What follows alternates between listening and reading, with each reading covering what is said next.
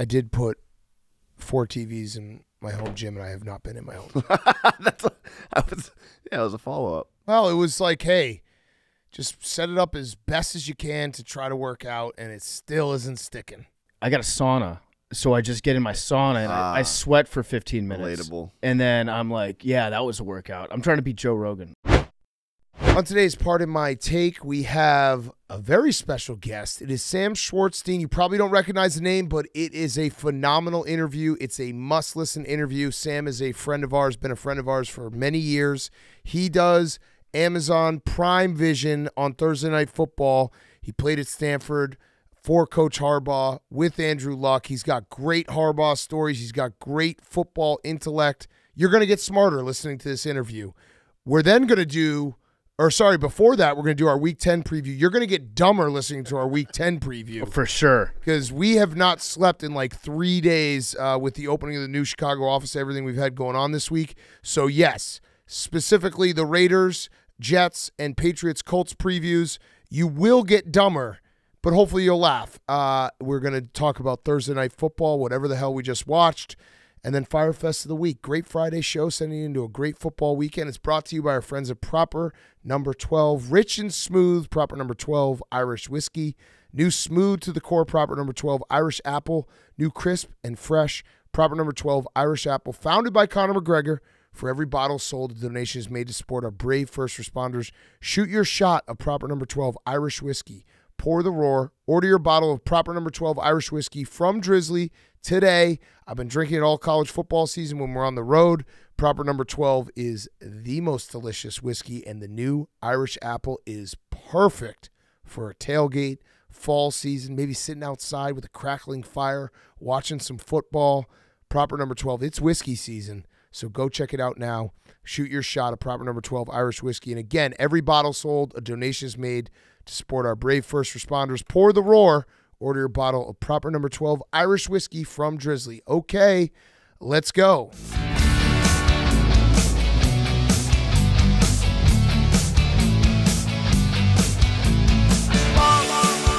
Hey, football guy.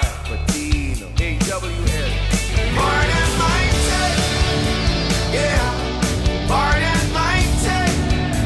Yeah. Pardon my take. Yeah. Pardon my take. Yeah. Pardon my take. Welcome to Part of My Take. Today is Friday, November 10th, and that was football? The Carolina Panthers have the first overall pick in the draft. Yeah, that was football-ish. But the Bears, are you guys first in the draft now? Let's pull it up. Yeah, because the Cardinals obviously haven't played. Mm-hmm. The Carolina Panthers give the first pick to the Chicago Bears as of right now. If the season ended today. The Bears now are the 5th pick. The Patriots, Giants have both leapfrogged the Bears. So updated to it was the draft bowl where the Bears were playing against the team that they had their first pick. It was sort of football. Bryce Young, not good. Tyson Bagent, also not good. Not good. Nobody was good tonight, really. Cairo Santos was good. Cairo Santos was good. Your punter was Dante mostly Foreman good. was good. DJ Moore had some flashes. And the refs are motherfuckers because we had not only the fake, probably the meanest thing you can do in all football. When a kick return happens against your team and then the graphic shows flag, because it's always going to be like, oh, it's coming back. They just never addressed it. No, they never said it. They never said anything about it. They just went right to the extra point, right to commercial. I sat there being like, you can't do that. I'll never recover from this. And then they did it again where it was a pass interference on DJ Moore, but at first they called it pass interference on the Panthers, and the ref was like, whoops, wrong team. Mm-hmm. That's those roller coaster of emotions when it comes to flags, you can't recover from those. There's a false flag. We got all the documents right here. Exactly. The Panthers, we learned tonight, are not really built to come from behind. They're not really built to do anything now that I think of it. The Bears kind of are. The Bears They're down 10-3. Definitely built to come from behind. They're an aired-out team. Bryce Young, there's still not a lot to be optimistic about if you're a Carolina Panthers fan. Actually, no. I'm going to change that. We did put them first in our our like future misery draft. Yeah.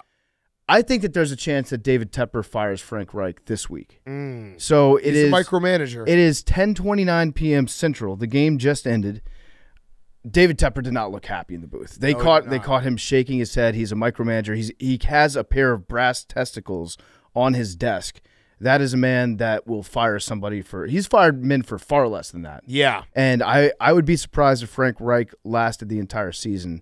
It looks like things are not trending in the right direction for him. When he sent his kicker out at the end of the game, Eddie Pinheiro, and the 59-yard field goal ended up about, 5 yards short? Yeah, it was true to, like, it was right down the middle. And then Pinheiro, like, looked over at the side and kind of shrugged, like, what do you want me to do? Yeah, what the fuck you guys want me to do? You knew how long my field goals were. I told you what my limit was. You sent me out anyways. That seemed like a desperation move by Frank Reich, being like, maybe I'll just kick it farther this time. Like, Frank Reich knew that his kicker wasn't going to make that. No. He knew, no. and he still sent him out And he there. probably knew because Eddie Pinheiro played for the Bears. He's probably like, no, I've never made it. I can't do this on Soldier Field. Not in this stadium. Yeah. No.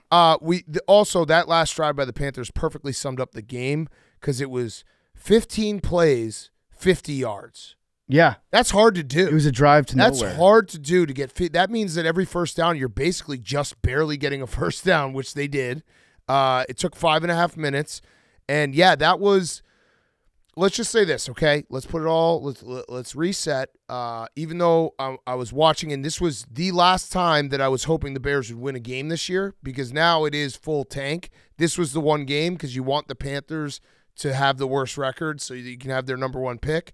And I do hope Justin Fields gets back because Tyson Bagent, nice guy. Mm-hmm. I'm rooting for him. Cool dad. He's got a great dad. Great dad. Maybe he'll be the backup for the Bears for a long time. That'd be great because I am rooting for him. Awesome story. This idea that he's a starter, let's just stop that. Okay, let's stop that right now, which I think most people actually stopped it a couple weeks ago. But I'm going to stop myself with that right now. Yeah, this was the last time that I was going to be like, I want the Bears to really win this game, maybe against the Packers as well. But let's reset.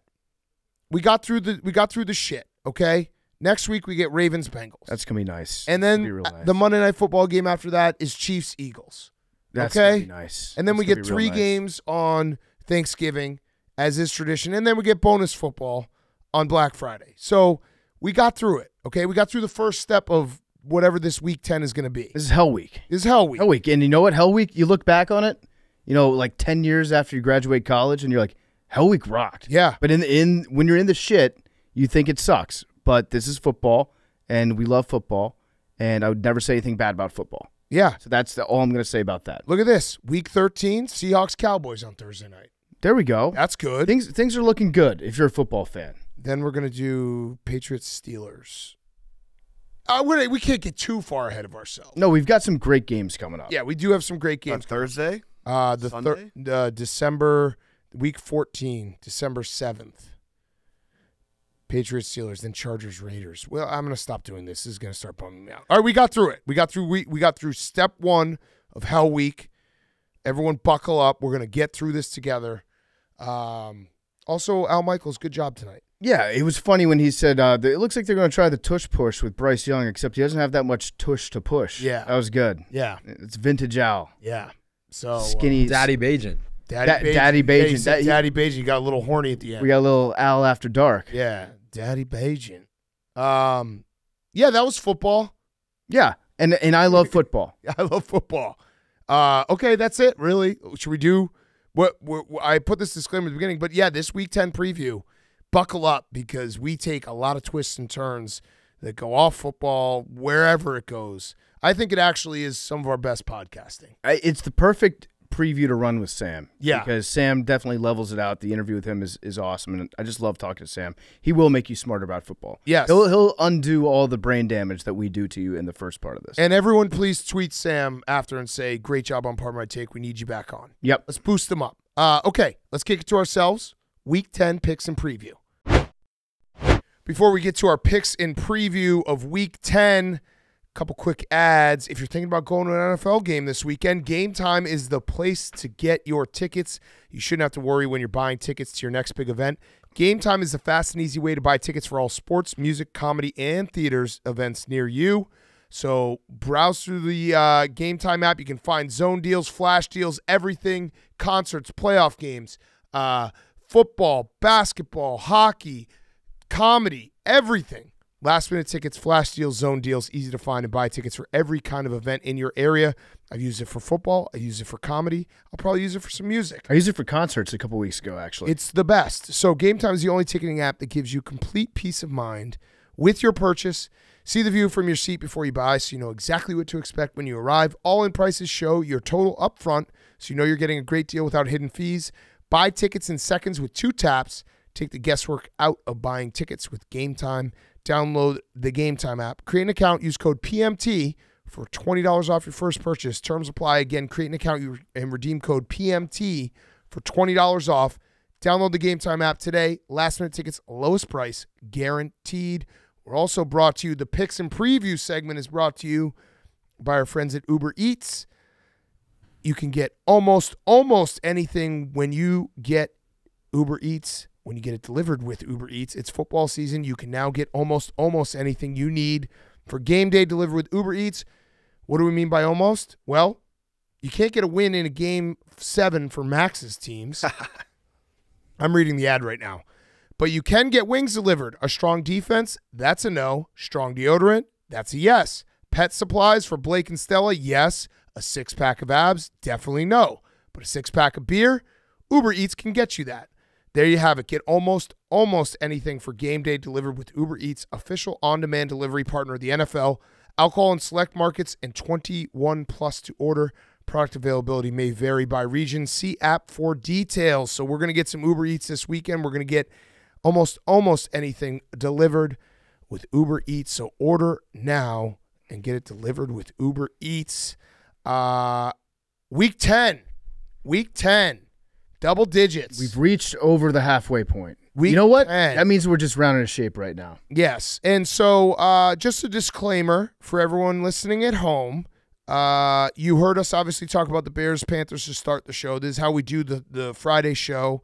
We tape the Week 10 preview in the afternoon. Then we watch the game. Then we finish the beginning of the show. We have basically been working nonstop this week. We are out of gas. It might get a little loopy. That's fine though. Those are some of the best shows that we do. Yeah, I want the disclaimer. So when we say something stupid and everyone's like, "You fucking idiots," it's like, listen, guys. I think in this room, well, no, Hank sleeps like a baby. Between PFT and I, we're probably sleeping about 4 hours a night the last 4 days. It's loopy season. PFT, we just had a moment where we thought we had to do an ad.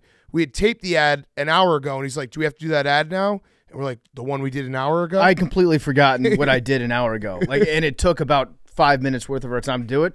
Completely in one ear, out the other. My brain's not operating. But I do think that sometimes when we get loopy on the show and we get into our dumbest modes, it somehow makes us smarter. Yes. Hey, I was at a work event till 2:30 a.m. last night. Oh, yeah, you were at the bar. You live in the dumb zone. Mm-hmm. Yeah. Yeah. I'm never sharp. I'm always loopy. You were born into it. We're merely adopting it right now.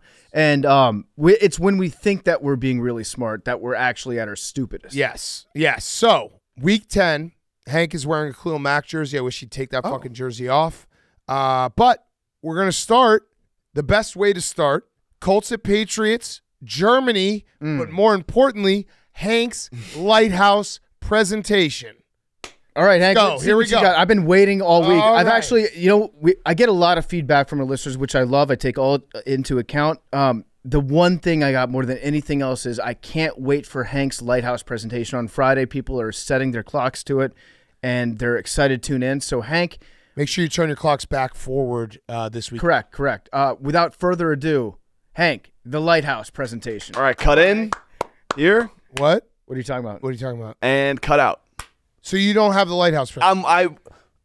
I will have it today. No, I thought the due date was. I thought we were recording later. No, you didn't. When do we ever record later than we this? don't record. We're recording tonight. No, we are recording later. We said we were going to do it during the Colts Patriots preview because this game stinks, and you don't have it ready. So now you have to extend it to next week. Not tonight. No, what? It makes no sense to do it. I thought we were going to add it into this part. I think no. We're not going to. We're going to just do tricks for the audience. They're going to be like, "Oh, they talked about him not having it. Now he has it." It's a trick. We're not going to trick the audience. I think you owe our listeners an apology. Yeah. AWLs, I would like to apologize. I do not have the presentation ready. I don't really have a good excuse. Scumbag. You got that jersey. You went and bought that jersey. Yeah, I bought this jersey. I've actually had this for a long time. I just lost a little bit of weight since I got it. Who's that a joke at? If it happens again, you should get a soul patch. Yeah. Whose expense is that joke at? No, I just the losing weight jersey. You had it for a long time. It's a 3XL. I was a little bit bigger back in the day. So who are you making fun of right now? I'm not making fun of anyone. I'm just people are like, wow, that jersey's a little bit big on you. It's because it sounds like during your apology, you just instead weight shamed somebody who lent you that jersey. I'm not weight shaming anyone. Who lent you that jersey? Eddie. Yeah. Wow, that's fucked up. Eddie's the nicest guy in the world. Eddie is the nicest guy. He gave me this jersey. Look, I wish you weren't here. I wish Eddie was. WLs. I'm sorry to you guys.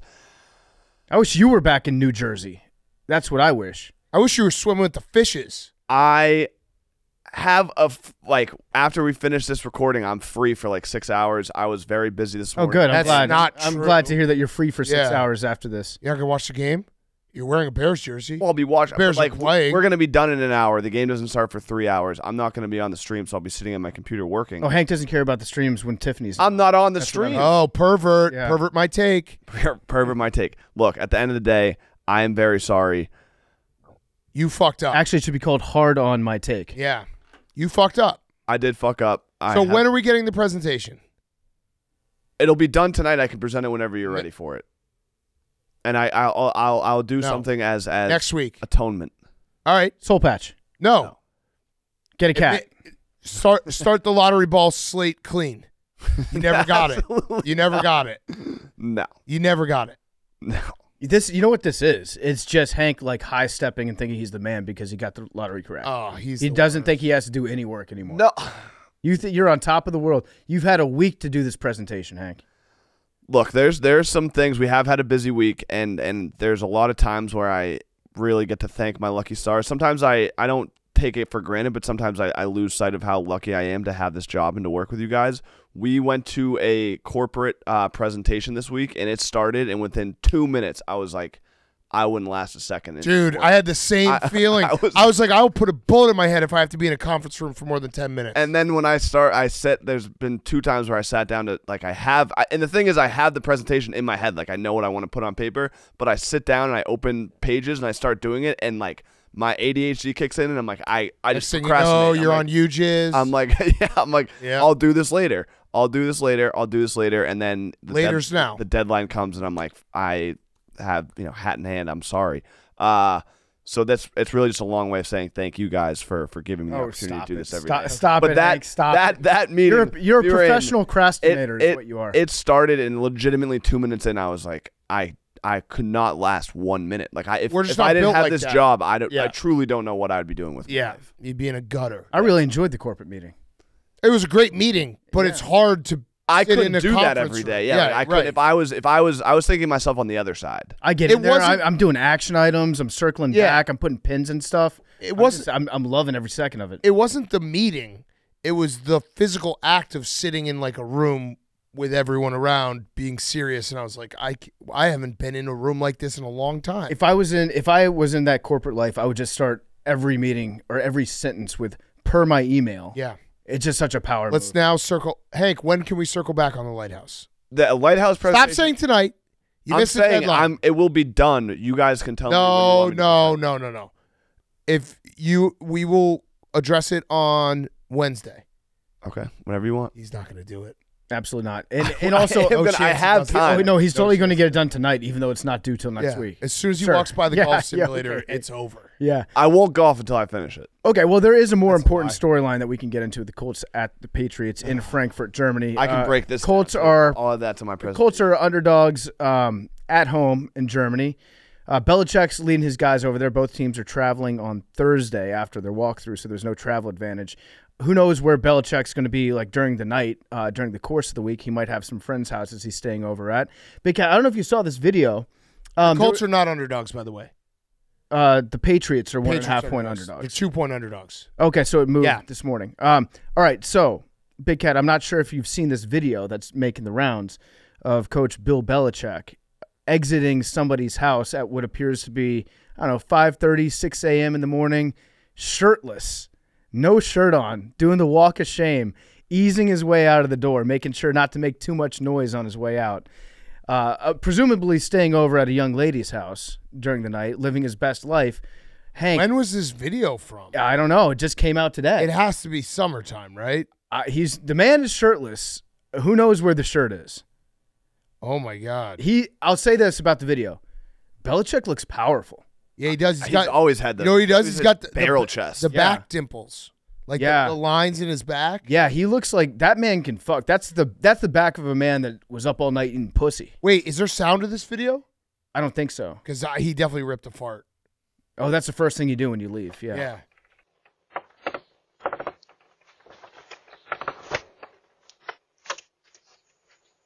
Oh man, it looked like he was gonna rip a fart. He kind of like breathed in there. All right. What if he had done like the Steve Belichick on his way out into the camera, the defensive thing? Listen, good for him.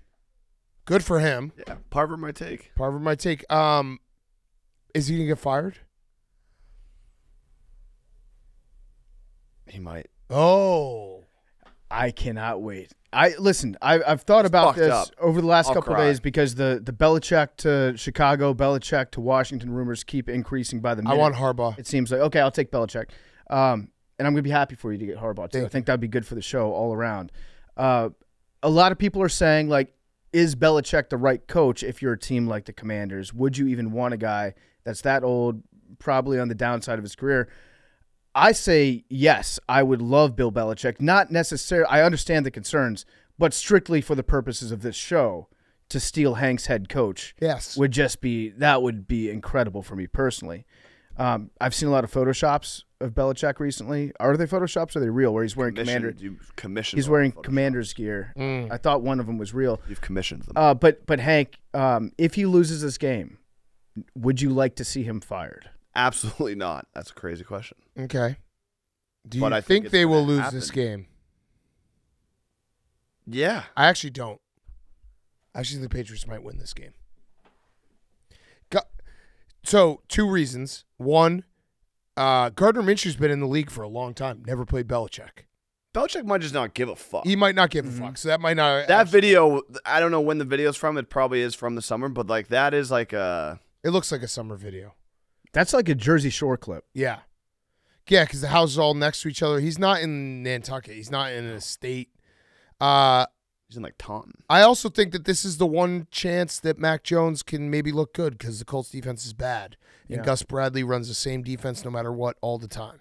This should Mac be Jones over. seems like a jet lag. He's gonna be like, jet lag. Cranky. Crying eyes, yeah. I have Is a he allowed to travel overseas Yeah, I think so. with the DUIs? I have a fun stat that means absolutely nothing. I saw someone be like, Bill Belichick is 3-0 international games, so he's good with like planning out the travel and stuff. Or he had Tom Brady. Yeah, that's a good point. Travel doesn't really matter when you have Tom Brady. Well, what's Bill Belichick's record in Super Bowls, Big Cat? I don't know off the top of my head. Is Hank? it 6-3? 6-3. That's 3, 4, 3? 3. That's pretty good. Giants, Eagles. Yeah. Yeah, that's pretty good. But he also had Tom Brady in those games. Mm-hmm. Yeah, for sure. For sure. For sure. For had sure, Tom for Brady. sure. So you don't think the Patriots are going to win. Will you wake up for this game knowing that it's after a Saturday and Hank gets after it? I will not be participating in any client entertaining activities this weekend, so I will be waking up. Wow. Oh, what do you do on Friday? I don't know. Probably be here. I'm trying to give my brain a break. We're in the office. We're in full swing. There's a lot of exciting stuff happening, and I would like to get ahead of it for once. Okay. Okay. Okay. And you Kind should of like the report that you haven't done. Yeah. Well, one thing. I can't. All right, you guys know me. The listeners probably know me at this point. No, they know you. They know you too well. I struggle when I'm overwhelmed, and then you factor in a hangover. And How is falls apart. how is a lighthouse presentation overwhelming? It's just like the tip. It's just like it's the straw that breaks the camel's back. Like So I you will fine. anything like I do not do well managing multiple things at once. If there's anything else I have to Think you're in do, charge of this whole office? like no, I know, but like there's a lot of shit going on. So it's like, do I want to do this presentation or do I want to do like focus on something for the office? And I'm always like, all right, well I got to do this, I got to do this, I got to do this. I need a clear mind. I need like you got to nothing else going prioritize. That's what you have to do. Hank, let me ask you a question. If part of my take just ceased to exist, do you think that this office would be here right now? No. So maybe the priority is on the Lighthouse presentation. I thought I was going to be able to sneak it into tonight and it would be cool. And then once we started the podcast, I realized that I was mistaken. Which we start at the same time every Thursday. No, I know, but I thought like this one later. Yeah, we did. Sometimes we time. do stuff and it's like, all right, we'll do it when we record tonight, and you guys are cool. And then once we started, I was like, okay, now this. Because this it would be weird because we'd be like, why are we doing the Lighthouse presentation? Well, I tried to do the cut in, cut out. Okay. Nerd nugget for this game. Not only are the Patriots preview. 3-0 in the NFL's international series, but they've only let up 1 touchdown in each of those 3 games. Wow. So, Okay. so it could be a Tom Brady stat, but also the defense has like played well. I didn't really. Sorry, Jake. I might have to ask you to repeat that because I was just. okay. I was just thinking back about our preview of the Colts. Patriots. Yeah, it was where the fuck is the Lighthouse presentation? Bill And you Belichick see Bill Fox. Belichick fart, and where the fuck is the Lighthouse presentation? But you know what? That's exactly the preview you need for this game. No Yeah, one it is. cares about this game. All right, sorry, Jake. Can you I repeat feel it? like I'm in high school trying to convince my teachers to give me like a passing grade so I can be eligible. This game stinks. Yeah, it's tough. We should do that every week. The worst game on the schedule, just be like, make sure we don't actually mention anything about the game. Doghouse game of the week. Yeah, this game is in my doghouse for Yeah. sure. The fact that it's so early too. I'm gonna game cast this game. I'm just gonna watch the updates, the scores. Oh, I'm gonna watch it in bed. I'll be up. I might be here. You're not going to be here at 8:30 a.m. Sunday. No, you're not gonna be. There's At no way. halftime. I'll leave my apartment at halftime. Well, that's not. Yeah, that's different. So, Jake, nerd nugget. Yeah, so in those 3 wins in the NFL's international series, the Patriots have only let up 1 touchdown in each of those games. Oh, So okay. Tom Brady has excelled, yes, but the defense has also played well Very for the cool. Patriots. Okay. The Colts don't stop anybody. Yeah. So, I think I'm gonna take the over and just hope that it happens. Yeah, I like that. All right, now for a good game, which should have been flexed to Sunday night. Hank is off the hot seat. He just let out a big sigh of relief. Niners at Jags. This game is going to be awesome because we're going to find out if the Niners have corrected what has been ailing them, which the bye week came at a good time for them. Deebo Samuel back. Trent Williams maybe back. Kyle Shanahan had a weird press conference where he's like, yeah, he's dealing with his ankle and some other things in his body. And, Chase Young, first time in the Niners uniform. I think the Niners are going to win this game. I think they're going to look good. Best effort. Defensive coordinator coming down out of the booth. Yeah. They need D'Amico. They need that old school. D'Amico Ryans was obviously on the sideline pumping people up. They're trying to find that. Kyle Shanahan's going to get more involved in the defense. Yep. These are all. I feel like they realize, hey, we're a really good team, but we got to start taking some shit seriously. There's going to be a lot of Wilkes Booth jokes going on this weekend. Yeah. I am. You say that like is the person who's going to make the Wilkes No, I already did it. jokes I already did it. in the room with I us already right did now? it. I already did it. Something about Wilkes Booth. A play never ends well if Wilkes Booth is involved. The 49ers and the Jaguars, I'm holding 2 separate thoughts in my head. One is that the line is very disrespectful to the Jaguars. They're 3-point underdogs at home. Being 6-2, it's a little disrespectful, especially considering that the Niners lost 3 in a row. I'm holding that thought in my head. But the other thought that I have in my head is that the Jaguars might be fraudulent. Well, so I don't think they're fraudulent, but Well, you got to be consistent because if you look at their no, schedule, I know. I was going to say it. I was about to say it. So I don't think they're fraudulent, but I also think that you can definitely do the tier system with them where the last 4 wins have been the Falcons, the Bills, the Colts, the Saints, and they looked very bad against the Chiefs. And if you ask yourself, are the Niners closer to the Falcons, Bills, Colts, and Saints, or are they closer to the Chiefs? I would say they're closer to the Chiefs. and the Steelers, right? And the Steelers, yeah. Yeah. I was just saying their last 4 games. The Steelers are Steelers there, is October 29th. Yeah. So their best win of the season was the Bills. We Yeah. can agree on that. That was in England. And the Bills might stink. And the Bills might stink, and travel was an issue. So to be consistent, we have to say that if they lose this game, we have to call the Jaguars frauds. The problem is it's the Dolphins are bigger frauds because the Dolphins lost the Bills. Yeah. There's levels to this shit, man. And the Dolphins blowing out the Broncos and scoring 70 points. Yeah. That probably adds to their fraud resume if Yeah. they blow out a bad team like that. I'm just saying, like, with the Jaguars, they don't play that many tough opponents this year. No, I know. I had the same thought where I was just like, wait, the Niners are going to be the closest thing the Jaguars have, or the Niners is the Chiefs, and the Jaguars really struggled in that game. They only scored 9 points. That's Prisco. That's why. Yeah. He said the schedule. The schedule is everything. Schedule is everything. They play the Bengals eventually. They play the Texans. Yeah, I'm cool That's putting not them gonna on be fraud easy. watch. You convinced me. And then the Ravens, and then besides that, they've got to. I'm just saying we should put them on fraud watch. I like it. They haven't done anything to really earn that. It's just that they haven't played anybody. No, they're on fraud watch. And if the Niners go into their house and beat them, I think we have to talk about it. If the Niners lose this game, do they go to fraud watch? This might be the fraud bowl. But I don't think since they've lost so many in a row, I don't know if they're frauds. They might just be broken. They're broken. Yeah. Because outside of the Cowboys win, the Niners have only beaten the Steelers, Rams, Giants, and Cardinals. Those are not. Sorry, Steelers fans. Like, your team's got a winning record, but Yeah, congratulations. Yeah. You got to win. yeah, you get it. I'm okay with doing a fraud bowl in this. Yeah, this is a fraud bowl. But the Niners, I think we can say they're broken. Can they put it back together? Yeah. Because at one point it felt like they weren't frauds. Basically, if you beat the Chiefs, you're not frauds. I agree. I agree with that. Lions are going to be going to the end of the season being like, we're not frauds, we beat the Chiefs. Okay, Nerd Nugget. Yeah, first off, I have a reminder from last week, but the Jags were on a bye, to respect Doug Peterson as a head coach. Oh, okay. All right. We will. I'll do that. All right, noted. Week 6. Trevor Lawrence, Big Cat, do you know how many touchdowns he has this year? 7. No, he's got 9, Oh. which it still isn't that much. No.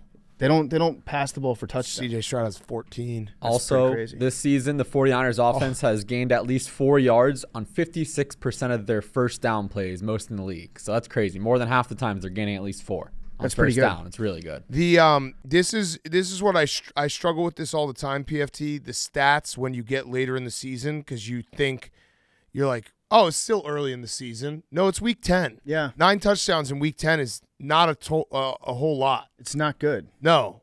So yeah, that is a little shocking, because you know how that happens where you're like, oh, it's still. If you ask me, like, yeah, we're still early in the season. Season just started. Mm-hmm. The league leader is Tua with 19. Yeah, there's if you went just on touchdown passes, he is 20th. That's how I do my power rankings of Me too. quarterbacks. Who has the most touchdown passes? Yeah. Sometimes you got to go backwards and make the stats be way dumber. Yeah. Don't listen to the Sam Schwartzsteins of the world all the time. Yeah. Josh Dobbs has 10. Elite. Elite. Okay. This game's going to be awesome, though. I'm excited. Fraud Bowl. Next game, Browns at Ravens.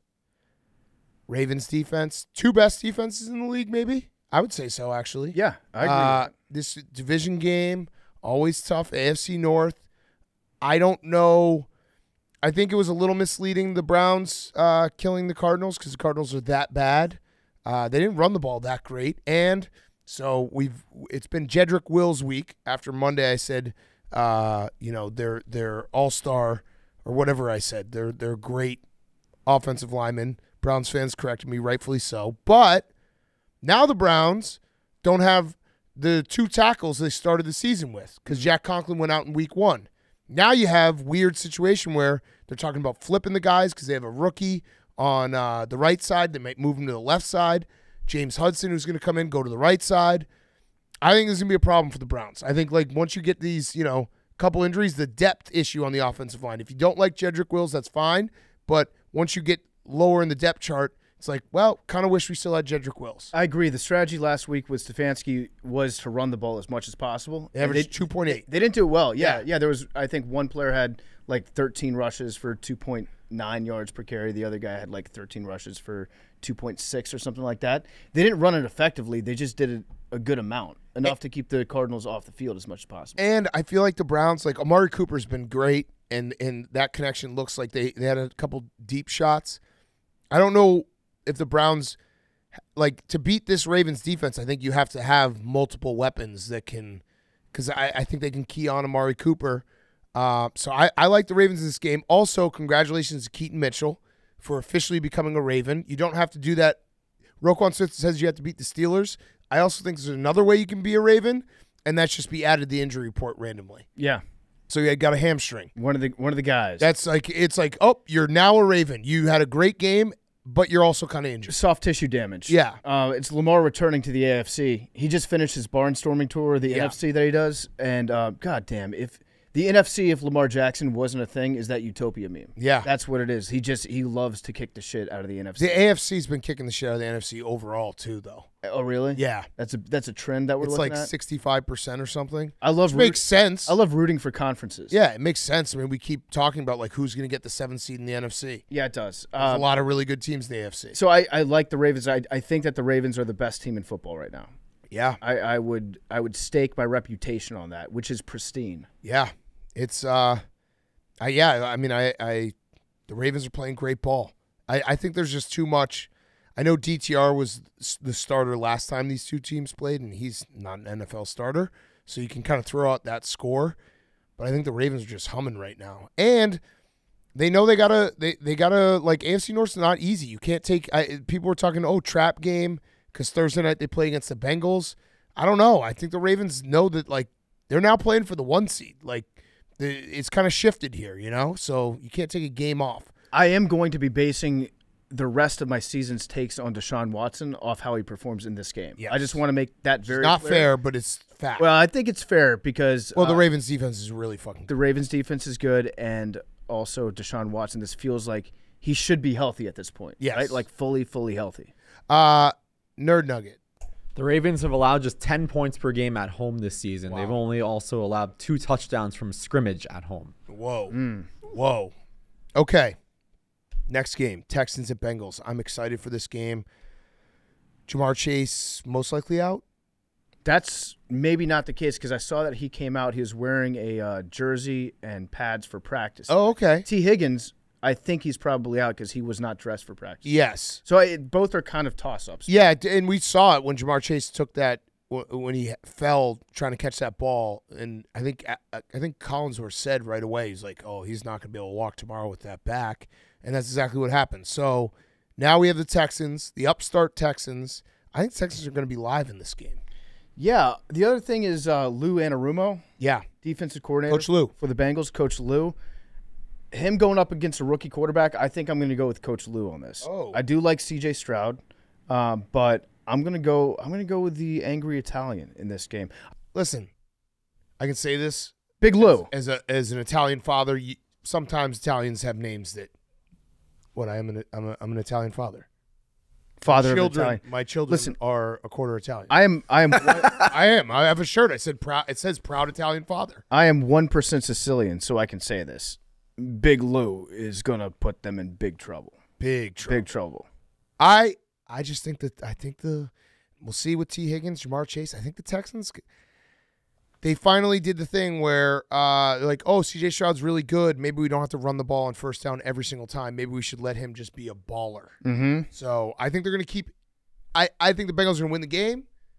I think the Texans will cover the spread. If we like men in black ourselves and completely ignore the first 3 weeks of the season, the Bengals are probably right there in the conversation for best team in the NFL. Oh, absolutely. Yeah. I did a halftime future on them against the 49ers at 22-1. I was like, they're back. As soon as Joe Burrow ran one time, I was like, they're back. They're back. And they're the scariest team.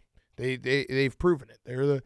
It's weird because obviously they haven't won a Super Bowl, but I still think they are the scariest team. Like if you ask the Chiefs, who do you not want to play in the last week of January? It's the Bengals. Mm-hmm. Absolutely. Except for that jabroni mayor. Shout out Travis Kelce. Yeah.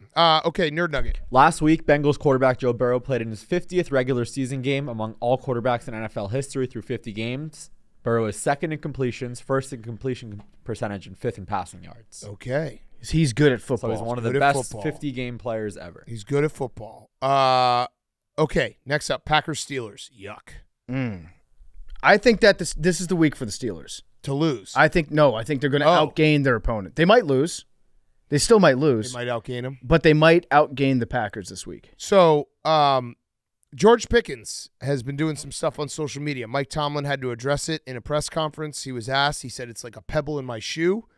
Pebbles in your shoe are very annoying. Yeah. Was he trying to say it was like not a big deal? Yeah. But I was like, wait. No, pebble in your your shoe is bad. is like you have to stop and take off your shoe and be like, oh, there's a pebble in my shoe. Yeah. Yeah. It's a serious issue. Yeah. If untreated, it leads to an It infection. should have been like it's like a pea underneath my mattress. Mm-hmm. What is that? The Princess and the Pea. Princess and the Pea. Yeah, George Pickens. I feel like that's not going great.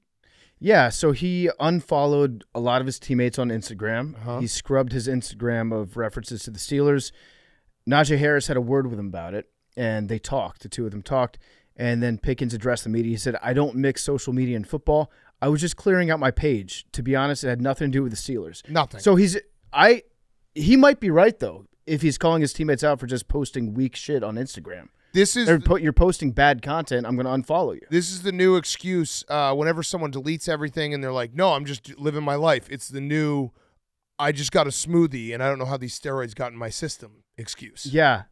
This one it's a little bit harder to track, but I think at the end of the day, he's saying, like, Kenny Pickens doesn't post fire pics on Instagram. Right. Like, when was the last time you cleaned out your Instagram? Never. It's been a while. Yeah. But maybe he's just like a social media connoisseur, and he just realizes that his teammates aren't that great at it. Why am I following this guy? Just because he's my teammate? No, you want to follow people that you care about, people whose content is fire. Post better shit. Yeah, exactly. Perfect booties. LeBron James. Yeah. Did he post that or he just liked He it? liked it when he was 0 Dark 30, 23. That to me, that's an indictment of his teammates. His teammates need to step their Instagram game up a little bit. Yeah. So the only reason I kind of like the Packers in this game is the weakness for the Packers is they start insanely slow in every game. We had the stat a couple weeks ago where they had 5 straight games where they did not score a first half touchdown. Guess what? The Steelers don't exactly jump on opponents. No, Kenny Pickens is Mr. Fourth Quarter. They keep it close. I just feel like this is going to be a close game no matter what. Like, I can't see either team winning by more than 3. And now that I said that, one of these teams will blow out the other. At the end of the day, it's going to be a good uniform matchup at least. Oh, yeah. Jake, Nerd Nugget. Mike Tomlin has guided the Steelers to a 12-4 record on 9 days rest. That's the best winning percentage, second highest in the NFL since 2007. Oh, anybody. What happened with the best there? I misread, Oh, no. but still really good. 9 days rest. Yeah, I mean, Did you see best or do you read? Let's break down this situation. I'll read what's on my computer. Okay. Max can witness. Okay. Mike Tomlin has guided the Steelers to a 12-4 record on 9 days rest. Pittsburgh's 75% winning percentage under Tomlin on 9 days rest is the second highest in the NFL since 2000. So best was never in there. Nope. Damn. But it's still really good. you went rogue. Saw best. Yeah. You just jumped ahead to best. Messed up. It's on me. Man. It's all right. Maybe you can just tag onto Hank's Notes app for the presentation you didn't come with. I do like the mini buy though. Yeah. I like Tomlin on a mini buy. I like Tomlin. He's Tomlin is a a favorite. which is not good, but Oh, no. I like their defense a lot. I like the Steelers' I feel like defense. the back half of their defense is not the best. Yeah, just get TJ home. Yeah. Okay. Let's take a quick break because we have a delivery that just showed up from Shake Shack. Shake Shack is one of our favorite game day meals, and right now they're doing a special promotion. If any player celebrates a touchdown with the chicken dance this Sunday, Shake Shack is offering free chicken shacks for a week with eligible purchase. Their chicken shack is the sleeper of the chicken sandwich game, but it really surpasses the others. It's got crispy white meat chicken breast over lettuce, pickles, and buttermilk herb mayo on a toasted potato bun. The potato bun is so good. So tag your favorite NFL player on social media. Try to get them to do a chicken dance. If they get the chicken in the end zone this Sunday, the promotion will go through Sunday, 11/19, and is available at participating Shake Shack locations and on the Shake app website. Enter code CHICKENDANCE when ordering online. Terms apply. Free Chicken Shack available between November 12th and November 19th. When you spend more than $10, learn more at ShakeShack.com and keep your fingers crossed for a chicken dance on Sunday, November 12th. I already tweeted a bunch of our friends. I included Kevin White. That was more of a prayer. But someone's got to do a chicken dance. Give the people free chicken. Take a bite. Do it. Take a bite. One bite. What is this? Oh, What is this? These are sauces? oh, that's out of bounds. These are sauces? All right, I'm going to take one bite. Max, do the chicken dance. Do the chicken dance, Max, while we bite. Chicken dance. Where are you going? Why are you... Do the dance. What? You walked past the cameras. No. You don't know the chicken dance. Who doesn't know the chicken dance? Da da da da da da. Max. Da da da da da da da da da da. There you go. Okay, next game. Hank's eating his chicken shack. Someone's got to do the Shake Shack chicken. Someone's got to do the chicken dance. Someone's got to do the chicken dance. So do it. Tweet your players. Tweet your favorite players. Let's get it going. Okay. Next up, Tennessee at Tampa Bay. We're slogging through. Yeah. Slogging through. Yeah, coaches really hate benching bad quarterbacks. That's what I'm taking out of this week. Mike Vrabel, I think he cried when he said that he was going to have to bench Ryan Tannehill. Yeah. Will Levis kind of forced his hand on that. Will Levis is good. He is good. Will Levis is good. Some people asked many questions. First reported by Billy Football. Yeah, people asked many questions about Will Levis back in March, saying, is he too weird and jacked up to be a good NFL quarterback? I think those questions have been put to bed. Anybody who wrote those questions should be executed. Will Levis is just good. He's just really good. And guess what? The Bucs may really stink. Although I think Vita Vea's back. Jamel Dean got a concussion. You saw their secondary just completely evaporate when he went out against the Texans. This feels like, it's a line in the sand game. Yeah. Yeah, I love the Titans. I almost said I liked them. I love the Titans. There's a line in the sand game. If Tennessee wins, they are thinking, hey, what was a lost season? Let's try to get to the playoffs. If Tampa Bay loses this game, it's over. I know it's never over in the NFC South, but they stink. That would be 4 or 5 straight losses. I think 5. This should be the start of Tractorcito season. It should be, although it's warm weather. It's mid-November. Down there. But it's the season. Yeah. 'Tis the season for Tractorcito. Get Derrick Henry running the football. Will Levis, at the very least, if you're the Titans, you have a lot to look forward to now. Yes. You've got a quarterback. And I know it's early. It's like he's played 1.5 games, basically. Yeah. I've seen enough. Will Levis will be an elite quarterback. Yes. Okay, Nerd Nugget. Speaking of Derrick Henry, round number alert. He needs 64 rushing yards to become the 38th player in NFL history for 9,000 career rushing yards. Round number alert. I love that. I didn't know we had those. I like that. Round numbers. Round number alert. Fellas, you see a round number. Round number alert. Big Cat's back at 260. Booty got me like 64 yards on the ground. Yeah. Give me a nice solid, like a 1,000. Fellas. 10,000. 10,000 gets it going. 10,000. If you hit 10,000 at anything. Yeah. I actually think 100,000 is better than 10,000. I know, but 10,000 seems attainable. 100,000 seems so, obviously money, you'd rather have 100,000, but 10,000, like things that you did, like I've taken 10,000 shots, 100,000 shots, like, dude, you got a problem. 10,000 hours, you're an expert. Yeah, right. It's a lot of yards. Remember when Malcolm Gladwell wrote an entire book being like, hey, people who practice at something get good at it. Yeah, it's crazy. 10,000 hours. Book over. I've unlocked a secret. Beethoven played a lot of music before he got good. Oh, my God. You'll never believe it. Wayne Gretzky played 10,000 hours of hockey, and then he was good. Mm-hmm. It's crazy. Also, maybe I just didn't understand that book. All right, Saints at Vikings. Did you spend 10,000 hours reading it? I did not. Okay, well, then you don't get it. Someday I will. Saints at Vikings. Josh Dobbs, learning the players, his teammates' names. Saints, who the hell are they? What a game. A lot of questions. A lot of questions. I do love Vikings fans shaving off their eyebrows in solidarity with Josh Dobbs. You didn't see that from Cardinals fans, didn't see that from Jaguars fans, Steelers fans, Browns fans. This feels like a place that could embrace Josh Dobbs. Yeah. I like Josh Dobbs. I read a stat briefly. I did not double-check it. So, Jake, maybe you can double-check this. Josh Dobbs is the second leading rusher in terms of all NFL quarterbacks. Whoa. That's kind of crazy. Who's number 1? That would be Lamar. Lamar Jackson. Lamar Jackson is. Josh Dobbs is also the reigning MVP. He got slimed this week. Oh, that was cool to see. You can't watch Josh Dobbs play quarterback and not be happy. Yeah. He's just like a nice little shot in the arm. I think I would like to see Josh Dobbs get his forever home, stay put, maybe in Minnesota. We'll see if it's a benefit of him learning his players, learning the plays. Kevin O'Connell doesn't have to tell him what routes the receivers are running this week. I have a dumb thought. Is it actually bad for Josh Dobbs to learn the plays? Yes. Too much information? Yes. We saw it with the Cardinals. He showed up at the Cardinals, what was late summer, had a nice September. Mm-hmm. Maybe learned the offense too well, fell off a cliff. Yeah. Yeah. No, I think that there's something to that. So you go out there, you don't know the guy's names. You're just playing. Right. You're just playing backyard football. So at what point, maybe it's not this week, but the next week or the week after that, where it's like he actually knows the plays too well. I think we should start having the question, Big Cat. Are the Minnesota Vikings better without Jordan Jefferson? He's not coming back until Justin. What'd I say? We're loopy. Yeah. Jordan. Jettis.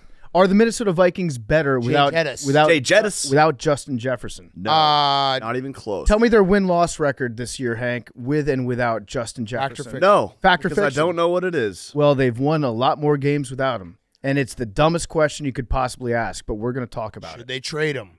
He's not coming back till he's 100% from his hamstring. Fair. Yeah, I agree with. I also feel like a guy who's that fast, you should wait Yeah, because you'll just get hurt again. agreed. So I don't know. I'm kind of feeling the Saints in this game. Stupid thoughts. The coin has the Saints. The only reason I like the Saints, it really comes down to the fact that Brian Flores loves to blitz and Derek Carr loves to just dump it off to Alvin Kamara. Feels like a perfect marriage Yeah, between the two. He'll just be like, I'm going to bring an extra rusher, and Derek Carr's going to be like, oh, good. I wanted to throw it within 3 yards of the line of scrimmage anyway really quickly. So there he is. yep. It's set up nicely. Okay, Nerd Nugget. First off, PFT, you are correct. Josh Dobbs, 324 rushing yards. He's right ahead of Jalen Hurts with 316. But Jalen Hurts isn't himself. He's not himself right now. So Jalen Hurts from last year would be well ahead. Yeah. And then Patrick Mahomes is right behind them. All right, so last week, Saints quarterback / tight end Taysom Hill recorded his 10th career reception touchdown. He's the 5th player in NFL history to have 10 passing, 10 receiving, and 10 rushing touchdowns. The other 4 players are all in the Hall of Fame. Whoa. Wow. So Taysom Hill is Hall of Fame. Future Hall of Fame. Wow. Yeah, I agree with that. Yeah. Yeah. Also, Can't tell the story of football without Taysom Hill. Yes. right. Also, bonus nerd nugget. Oh, sound the alarm, Hank. So rewinding back to Wednesday's episode, there's a ton of drama entering this weekend's NWSL final, which is Saturday night, 8 p.m. Eastern on CBS. And I dove into this matchup between the OL Reign and Gotham FC. Rose Lavelle, recurring guest. Yes. The GOAT. Queen. She unfortunately has not scored yet this season, but she's taking me 8 too. shots. I'm calling my shot. She's scoring here in the championship game. I like it. So if In the you thought, 90th minute. We can bet that. yeah, if you thought college football was on the big screen this weekend, NWSL soccer. That's actually why I'm not going out. Because you're going to watch NWSL? Yeah. I'm going to bet that. I've got Yeah. multiple Roosevelt to screens. score. Not to brag. I've got several TVs in my house. I'm going to have this on. Yeah, the one TV people are going to be coming at you, Big Cat. Oh, dude, the one TV people, like, how many times have I got dunked? I think actually people are just doing it just because they want to get dunked on. But yeah, it's crazy. It's crazy that people can't figure it out. Like, I am watching everything at all times. I'm like Morgan Freeman in Batman. At that room where it's just TVs everywhere, every sport you can think of, I have it on. the I treadmill. am watching college Yeah. basketball, NBA, NWSL. Also, this is right after the SEC on CBS 3:30 game, which is Tennessee Mizzou, and this championship game is right after. You don't even have to change the channel. Why did you say the treadmill thing, Hank? I just remembered you talking about it. I did put 4 TVs in my home gym, and I have not been in my home. It was a follow up. Well, it was like, hey, just set it up as best as you can to try to work out, and it still isn't sticking. Working out, it's hard. It's hard, man. It's Routines, not, it's, rhythms. Yeah. Yeah, you know what I've started to do? Because I haven't had a lot of time to work out recently. I got a sauna. So I just get in my sauna and I sweat for 15 minutes. Relatable. And then I'm like, yeah, that was a workout. I'm trying to beat Joe Rogan. I'll tell you what. I'm gonna start lying about how hot my sauna is. Yeah. 230 degrees, 45 minutes. That's my routine. When we get the squat rack in this office, it's going to be like every space I ever occupy has workout like gear, and I just don't do it. Like I could trip into workout stuff, equipment, and I still won't work out. I think Yeah, I mean, we talked about the bench press in the old studio for like 4 years before we got in the studio, and then we got the It bench was just press. Stephen and Shea breathing heavy in our studio when I'd come in at like 10 a.m. I think if you're in the same room as weights, that kind of counts as working out. Yeah, you look at them, maybe just pick up one every now and then. Yeah, because I think your body has a physiological response to you looking at a heavy weight. Yeah. And it gets you in like workout mode, increases your heart rate. It's like you step up, like, all right, let's go. Yeah. Not actually. I'm Not actually. going to start, though, now that we're here. No, you're not.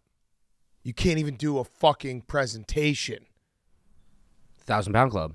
1,000-pound club. Max and I will be joining. Yes. Same. 100%. I did get to like when I said I was going to do it last summer. I was like in the 850 range, but then that's the range where I'm going to get hurt. I think I could do it right now. Oh, No, could you? No, you can't. What's your bench? 24-hour stream. I mean, if you could deadlift 450, then yes, you can. You have to deadlift a ton. I could probably deadlift trap bar. we got to do trap bar Yeah, you keep saying that. because straight bar is so much easier to get hurt. Okay, so we'll do a trap bar. Trap bar. I think I could do 400. Okay. Right now. That, All right. What was the Max, What was the was last soon. time that you did a deadlift? college baseball. So no, you Actually, that's not absolutely true. could not Actually, deadlift that's not true. That's not 400 true. That's not pounds. true. I forgot that I belong to a nice gym in New York City that I was in a great powerlifting routine. But then But Max, we will hold ourselves accountable. We will get to the 1,000-pound club. Yes. by what day? Let's Jake, break this say down. New Year's 2024. New Year's 2024. Yeah. So that 2 months. no. That's 14. New Year's Day 2024. Yeah, is yeah. New like Year's 2 months. No. New Year's Eve. No, I'm gonna 2024. say Memorial Day this year. New Year's Eve 2024. Max, I'm with you. Memorial Day I'm gonna this say year. Memorial I'm going to Day be in this such year. good shape. I'm going to have abs. I'm going to be bench pressing 325 It's gonna be sick. Okay, next game. for the troops. Great game. Afternoon game. Lions at Chargers. I think the Lions are gonna kill them. I agree with you on this one. Lions are healthy, finally, their offensive line. So they got Frank Ragnow back, Jonah Jackson back, David Montgomery back. Graham Glasgow is going to get. I think he's going to get the start. Yeah, so the strength of the Lions' offensive line is now healthy, back, off a bye week. The Chargers are not good. I know that they beat the Jets. I know they've won a couple games in a row. They beat the Bears. Who cares? Everyone beats the Bears. I don't think the Chargers are that good. I don't think they are either. And I do think Justin Herbert is a good quarterback. He's a fine young man, good quarterback. Does he have the dog? Actually, I'll put it to you a different way, Big Cat. If you told Justin Herbert that there was a button that he could press, and if he presses the button, the Chargers win the Super Bowl, but somebody dies. Do you think he presses the button? Yes. I don't think he presses the I button. think he presses the button. I don't think he's the kind of guy that would press the button. I want a quarterback that would press the button. I don't even think it's a Justin Herbert issue. So their wins are the Vikings when they were bad, which they won by 4. I mean, the Vikings are playing well now. The Raiders, the Bears, the Jets. I think it's actually more of the Chargers are going off a little bit of reputation with their offense. And now that both you lost Mike Williams, week 3 or whatever it was, Josh Palmer's now out. It's like, okay, Keenan Allen's really good. Austin Eckler's really good. Who after that? Mm-hmm. And so I think that we think, oh, yeah, the Chargers offense, it's electric. They got all these guys. I don't think they have that many guys right now. So I like the Lions in this game. Their defense isn't that great. They're not as good as they looked against the Jets. Right. That's for sure. And going from the Jets O-line to the Lions offensive line is going to be a completely different type of football. Yeah. Yeah. All right. I do like the Lions this week. All right, Nerd Nugget. There are 59 defensive players with at least 4 sacks in the NFL this season. Only the Chargers and Dolphins have 4 players in that group. Okay. Falcons and Cardinals. Kyler Murray back. He's playing. Kyler 2.0 beta comes out this weekend. I knew he was going to play. Yeah. He wants to play. I don't know if he wants to have his job as the Cardinals starting quarterback for the future, but he wants to play. Football players play. But maybe the best way for him to not be a Cardinal in the future is to play and play well for the Cardinals. Yes. Well, no, if he plays and plays well, he will be the Cardinals' But future. he also might be very attractive in a trade. But if he plays well enough that they don't have the first pick, then he will most likely be okay. It's going to come down to whether or not the owner, Bidwell, feels like paying him all that money or wants to try to roll the dice. No, remember, he did. He gave him a contract. No, I know. Yeah, I'm saying like that's why he would potentially trade him. Yes. This game for me, the entire analysis is the line makes no sense because it was 1.5. Cardinals are 1-7. I think they're 1.5 point dogs. The Falcons, they're begging you to take the Falcons. I feel like you have to take, even though I think Kyler Murray would be rusty. It makes no sense to me in my head. Do you think Kyler knows his teammates' names? Yes, I think he probably does. And James Conner, maybe not back right now, but coming back soon. Close. Soon. He's getting closer. Soonish. I like Taylor Heineke in this game. Got to get it done. Got to get it done. Falcons need to win bad. Has Arthur Smith officially benched Desmond Ridder? Or is it still like this is not a performance-based benching? Yeah, I think You just play like you're hurt, so we're going to put Taylor in the game. I think he's in the same category as Bijan. Yeah. It's like we could play him, but we're not going to. Doghouse. Yeah. Nerd nugget in this game. Cardinals wide receiver Marquise Brown has a touchdown catch in all 4 home games this season. If he gets one again this week, he would join Mal Kuttner, Larry Fitzgerald, and Anquan Bolden. And Sonny Randall is the only players in franchise history with a touchdown catch in 5 straight home games. Wow. People always talk about the Cardinals franchise history. Mm-hmm. Yep. Well, Larry Fitz. Larry Fitz. Great. Is he retired? Yes. Officially. Maybe not officially. Okay. This one, Cowboys, Giants and Cowboys. I just wrote down in my notes, Tommy DeVito, what are we doing here? Yeah, so this is the Tommy DeVito. Tommy DeVito definitely presses the button. He would kill everybody. Tommy DeVito is the human white flag, we can say. Like, It's going to be bad. if you're a Giants fan and you have no other plan but Tommy DeVito, what purpose do you have for waking up on Sunday? It's very rare in the NFL you see, like, spreads over 14. It happens probably a handful times a year. And I actually think, like, the Cowboys minus 17 is too low. Because I just don't know the Cowboys defense. This is what the Cowboys do. They kick the shit out of teams like this. They are going to demolish the Giants. Yeah, this is going to be bad. It's going to be really bad for Giants fans. I feel sick knowing that you have to watch this, knowing that we have to watch this game. Yeah. It's disgusting. It's disgusting that we have to do this. Is Brian Daboll on the hot seat? He won Coach of the Year last year, but this has gone bad very quickly. And we already have, I think I saw one of the Giants defensive players called out Wink Martindale, like, by name, and he was like, that's never happened. That's weird. Would you rather be the coach of the Giants and you're going into the Cowboys game with Tommy DeVito, or would you rather be the offensive coordinator for the Buffalo Bills?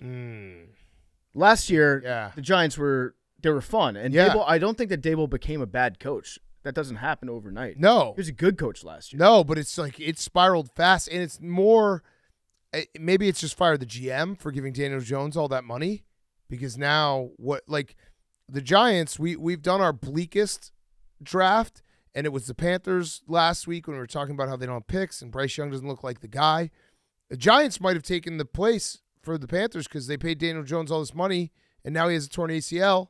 And it's like the roster needs help everywhere. And how the hell are you going to get help everywhere? And now Saquon's going to be expected to do everything on Sunday. Oh, I feel man. bad for Saquon more than anybody else. Fake an injury, Saquon. Yes. Be sick. Get food poisoning. Get diarrhea. Yeah. Yeah. Do something. You should like find the nearest muddy pond and just fill up a pint glass with it and chug it until you poop. Yes. Okay. Nerd nugget. The first half has been a major concern for the Giants this year, outscored 125-42. In 9 games, they've only had 2 first-half leads. It's crazy that this game, what was the line in this game week 1? Was it like Cowboys -3? I forget. It feels like ages ago. It was a different team, too, at the time. Of course. We were going into it being like, but the Cowboys killed them in that game. Mm-hmm. That, I think, what was it, 40-0? 40-0 in week 1? Was that what it was? It was either 30 or 40 because I remember they played Giants and Jets back-to-back, right, or first few weeks. 3 points. The Cowboys were 3-point favorites week 1. They're 17-point favorites week 10. Life comes at you fast, real fast. Okay. Last afternoon game, Commanders at Seahawks. I've said some shit about Geno Smith. I said I was done with him. I have a bad update. I'm back in on Geno Smith. For the week? I did some soul searching with my Geno Smith. I'm done with him. I am done with him in a, like, he's never going to win a Super Bowl. That was, I think I probably should have been done with him for that a long time ago. But I'm going to give Geno a slight pass in the fact that he did play the Browns and the Ravens, and those are the 2 best defenses in the NFL, and they're the 2 best defenses at playing man coverage, which always kills Geno.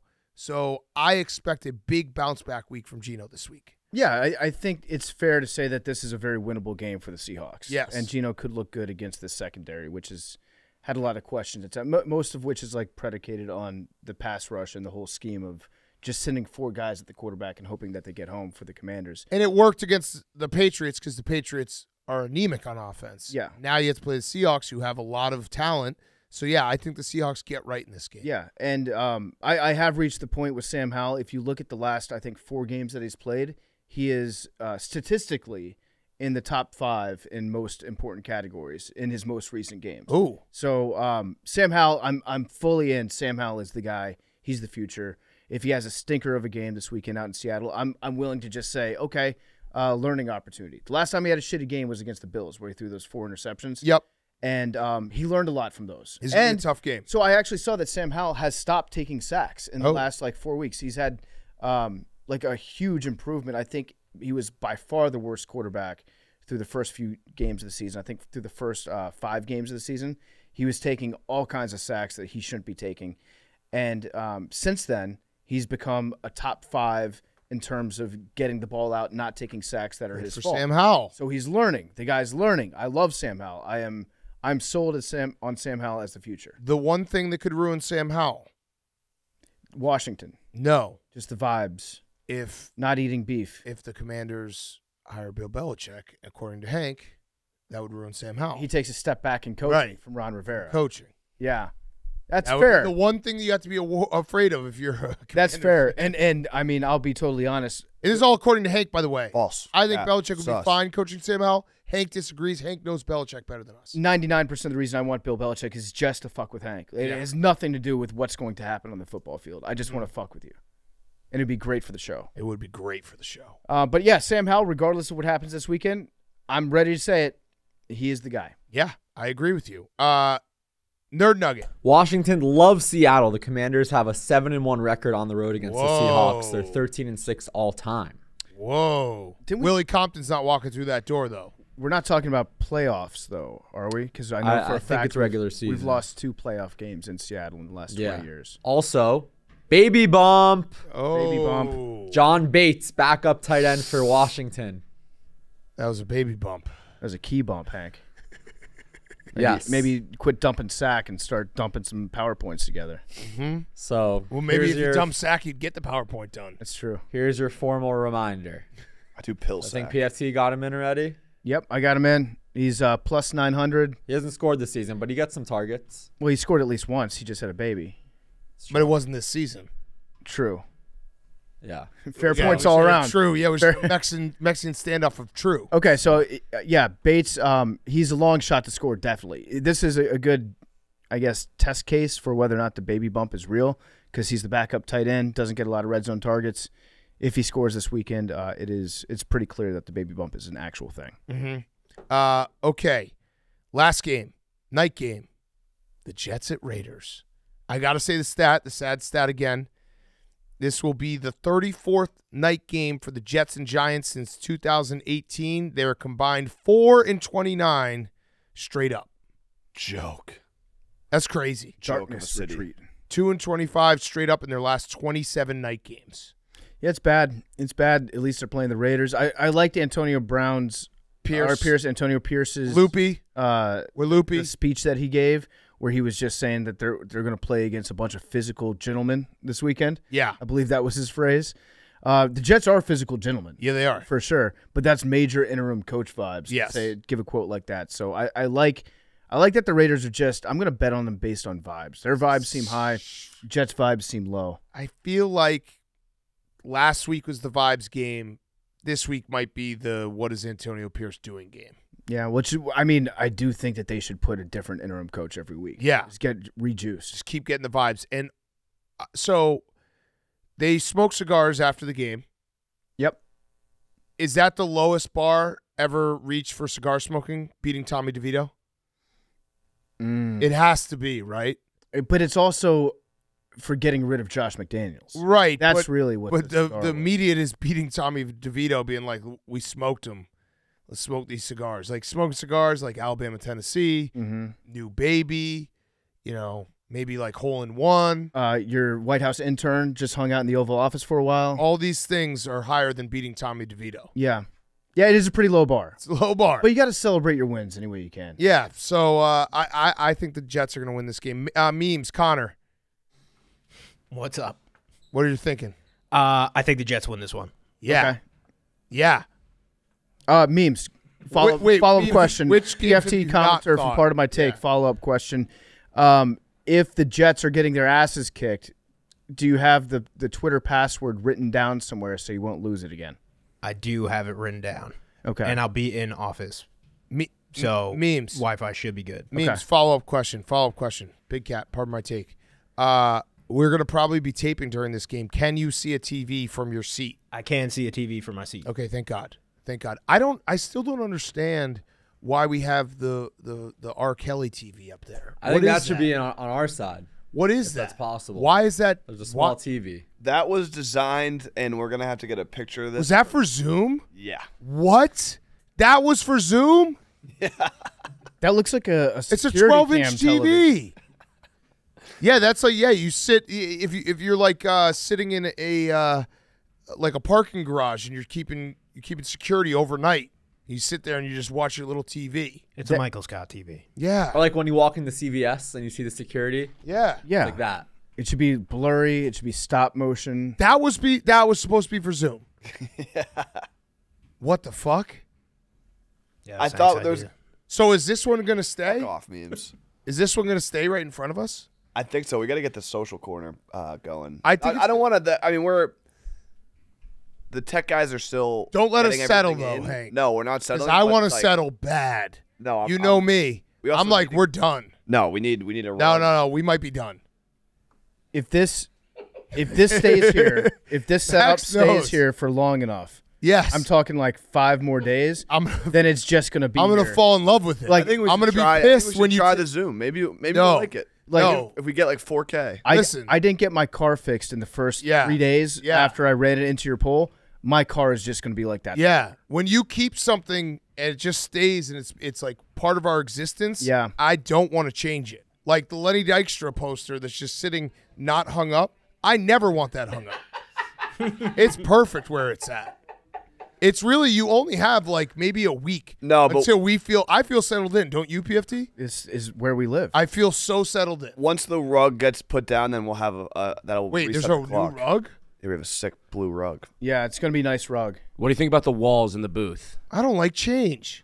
We Walls should in decorate booth the are walls. Disgusting. They're empty. Yeah, you guys should put some shit up there. Yeah, You I should told put some, Memes like, I was going to put up trinkets. my hole-in-one certificate. No, Memes we said no. I will Memes said smash no. it if it's Yeah. up there. No, we need. Wait, like, Jake, you got a certificate for your hole-in-one? Yeah, it's hanging on my fridge right Yeah, now. do not, Jake. All right, I won't, can't I be. won't, I I won't. can't be held responsible for this. If I ever see that thing, I will smash it. So you have to make sure I never see it. Like if you invite me to your house one time, Yeah. you put it in the closet. Maybe like Okay. a rack of I'll hide ties it. right there, Jake. That'd be cool.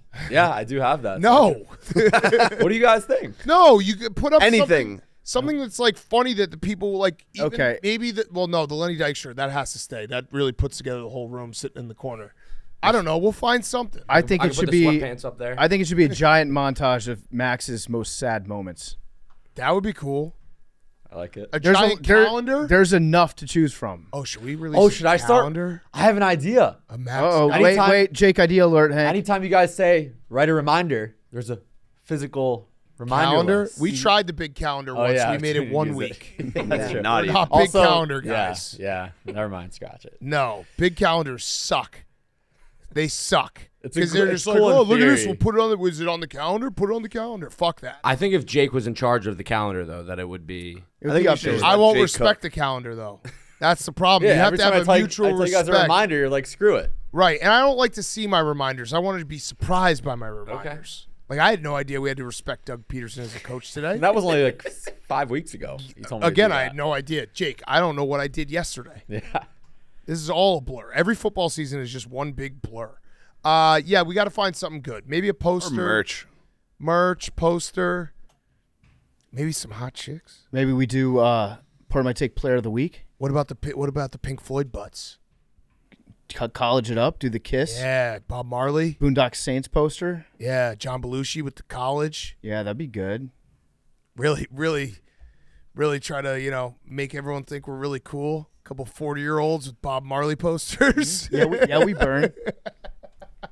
You guys burn? Look at this. Look at this view right now, PFT. We are so settled in. I don't want anything changing. By far, the craziest thing about this office is that we have a TV that dies every hour. There's a and way to if fix you that. Don't go up like I have to. There's a way to fix it. How did we get here? What do you that's mean? why Right the here on the Jets got podcast? We're talking about the We're Jets. loopy and we're just talking about things we're seeing. Hank, I like that though because it actually makes you you have to do something. I'm always doing stuff. What does Hank do? He clicks the remote He presses another button. every 20 minutes. Hank yeah. literally has a job that could be done by one of those birds with the water and it just tips over. You should set that up, Hank. You should automate it with the bird. Have you guys seen that bird on TikTok that just says materials? What? It's so. I don't know why. I think about it all the time, but it like That's what's going on in your brain? It's just a bird? Yes, it like Go pecks at birds. something. It'll be like glass. It'll be like metal, and it just says what the material is.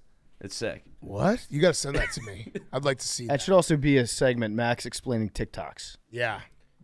Oh, I thought you were going to say Max telling us what metals there are. This weekend Licking there them. was Max licking objects and telling us what they're made of. this weekend I was just like randomly it would just pop into my head and I would just say out loud metal because that's what the bird sounds like. Hey, you got a lot going on up there. Okay, did we do a nerd nugget on this game? No, but this is my nerd nugget They're of the great. week. I think if you're listening, like Colts, Patriots, Jets, Raiders, two of the best previews ever done in podcasting history. You feel super informed going into this. Uh-huh. It's like we try to make you smarter as a football fan. Yes. Yeah, nerd So, Jake, nugget you of said the week. nerd nugget of the I week. always The have one. I Natsu. tell you guys, that's really cool. All right, I'm going to grade it unbiased. Yep. So far they've been good, right? Yeah, but you did mention the hole-in-one, so it's not going to be totally unbiased. Raiders punter AJ Cole averaged 64 yards per punt last week with a minimum of 4 punts. That's the highest average in NFL history. Oh, that's Best pretty good. punting game ever. AJ Cole. How many did Write he that down punt? for boomers. 5 AJ times. Cole. Oh, okay, gotcha. Jake What about lyric. what about Thomas Morstead the other day? I don't know, but it wasn't a 64-yard average. I understand, but that's also field position. That is a high average. I'm just going to 64 have to yards. dig into this nerd nugget for a second. Okay. So far, I'm starting with like a A- grade, but That's I fine. need to let me see. You know who I miss is Marquette King, the old punter for the Yeah. Raiders. Current He guest. should have nuggied Mark Davis. I know. That was bad. All right, I'm looking it up right now. Thomas Morstead in that game, the Giants and the Jets. Let's see. Punts, kicking, punting. Thomas Morstead. Snack. Yeah, but keep in mind they whomped the Giants, so it didn't really. Yeah, see, all right, it's going down to B+. Okay. Because they I like it, Jake. Anytime you. you say in NFL history, B+ is I'm good. I'm going to be impressed. Set But, a like- single game NFL record. But Thomas Morstead had 11 punts for 529 yards, so it's 48.1 average and 4 inside the 20. So like it's really feel good. like where if they're punting 3 inside the 5. It does depend 3 on where inside you, the 5. on where you kick from. Right. So it's a B+ is a good yeah, I'll grade. take it. Um That's your nerd nugget of the week. okay. Last game. Let's do some picks. I want to show everyone this bird. Oh, he's going to show us the bird. Hell yes. Wait, I thought I was. Oh, did you I- say I is unmuted everyone him. muted? You thought he's No, I said that to the booth because we could talk. No, we heard everything you said.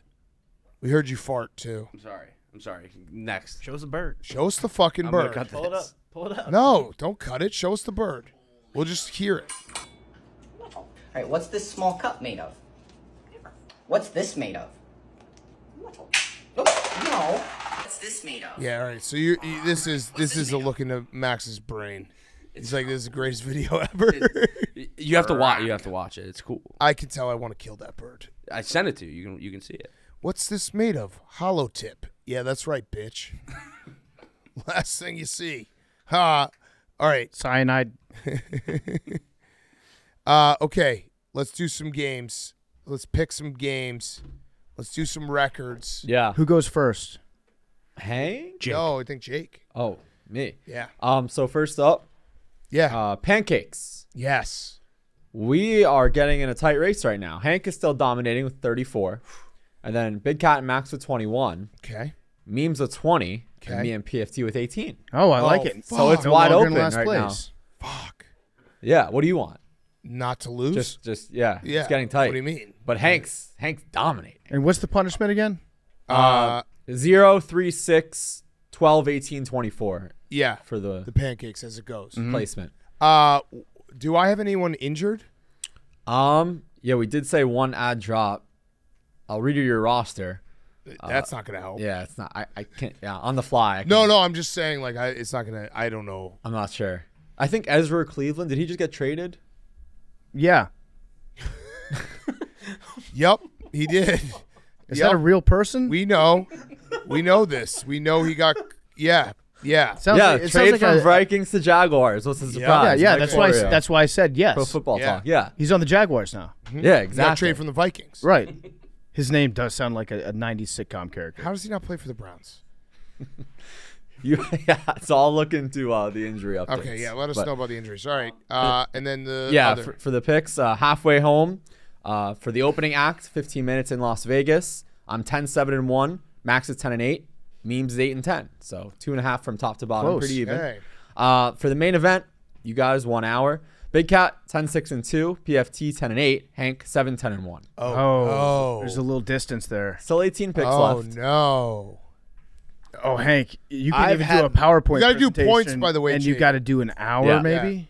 We got to start doing it. So- Start rating it by points because Okay. we can't. 11, 10, 7.5 for you guys. Okay, that makes more And sense. then 10.5, 10, 8 for us. Okay, that makes more sense because Yeah. I can't do records. Yeah, I'll start I'm doing like, points. how much am I up? Yeah. All right, you're in trouble. Yeah, but I'm on my Joe Burrow shit. This is when I turn it on. He turned it on like 3 weeks ago. I thought you were going to turn it on in September. You couldn't even find your computer for a week. All right, Jake, go ahead. I'm going to take the Cleveland Browns no plus idea. 6.5 at the Ravens. Okay. It's a close game. AFC North. Everyone's good. I will be taking the Jaguars plus 3. Oh, Against the 49ers. Okay. I will be taking the over in the Lions-Chargers game, over 48.5. Okay. Hank? I will be taking the Patriots plus 2.5. Oh. 2. Back in the saddle. Plus 2. 2.5. I'm looking at 2.5 right now. Same. Ooh. Stop trying to We cheat me, got Jake. different Are you lines. on the Barstool Sportsbook? I am. At I'm barstoolsportsbook.com. The score. I'm on the Barstool Sports. It's 2.5. It's 2.5 on the Barstool You didn't Sportsbook. refresh. Got to refresh. I pulled this tab up at the beginning of the show. Oh. Come on, Jake. They knew Hank was going to change his pick. All right, I'm Or going to make go that pick. with the Commanders Seahawks over 44.5. Okay. I'm going to go with the Dallas Cowboys minus 17. Wow. I love it. Yeah, I'm I doing love it. I love Fuck it. it. I love it. I love it. And then it's me again? Yeah. Against the Giants. Yes, against the Giants. Thank you. I'm going to go with the Falcons Cardinals over 43.5 points. Ooh. Okay. I will take the Detroit Lions minus 3.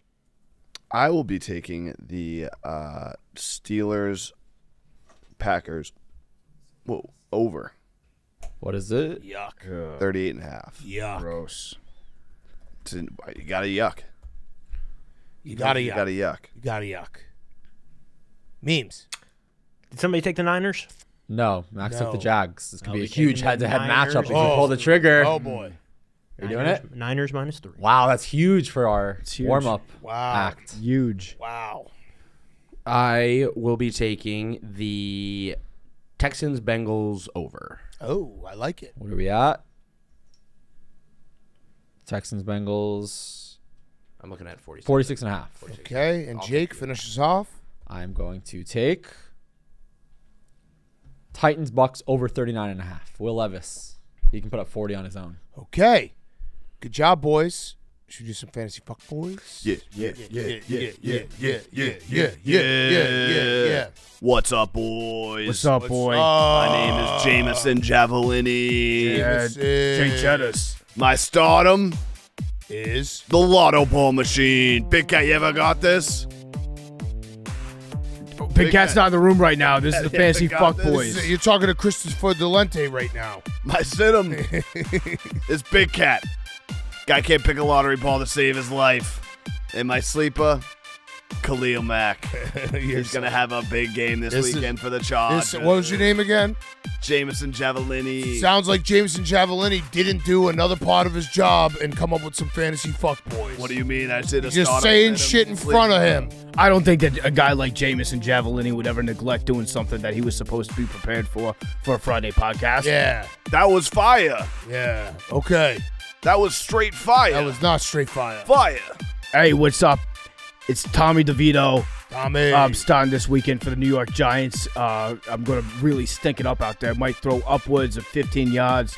My stardom, I'm starting Uganda. Yeah. Uganda in the Pardon My Africa Bowl.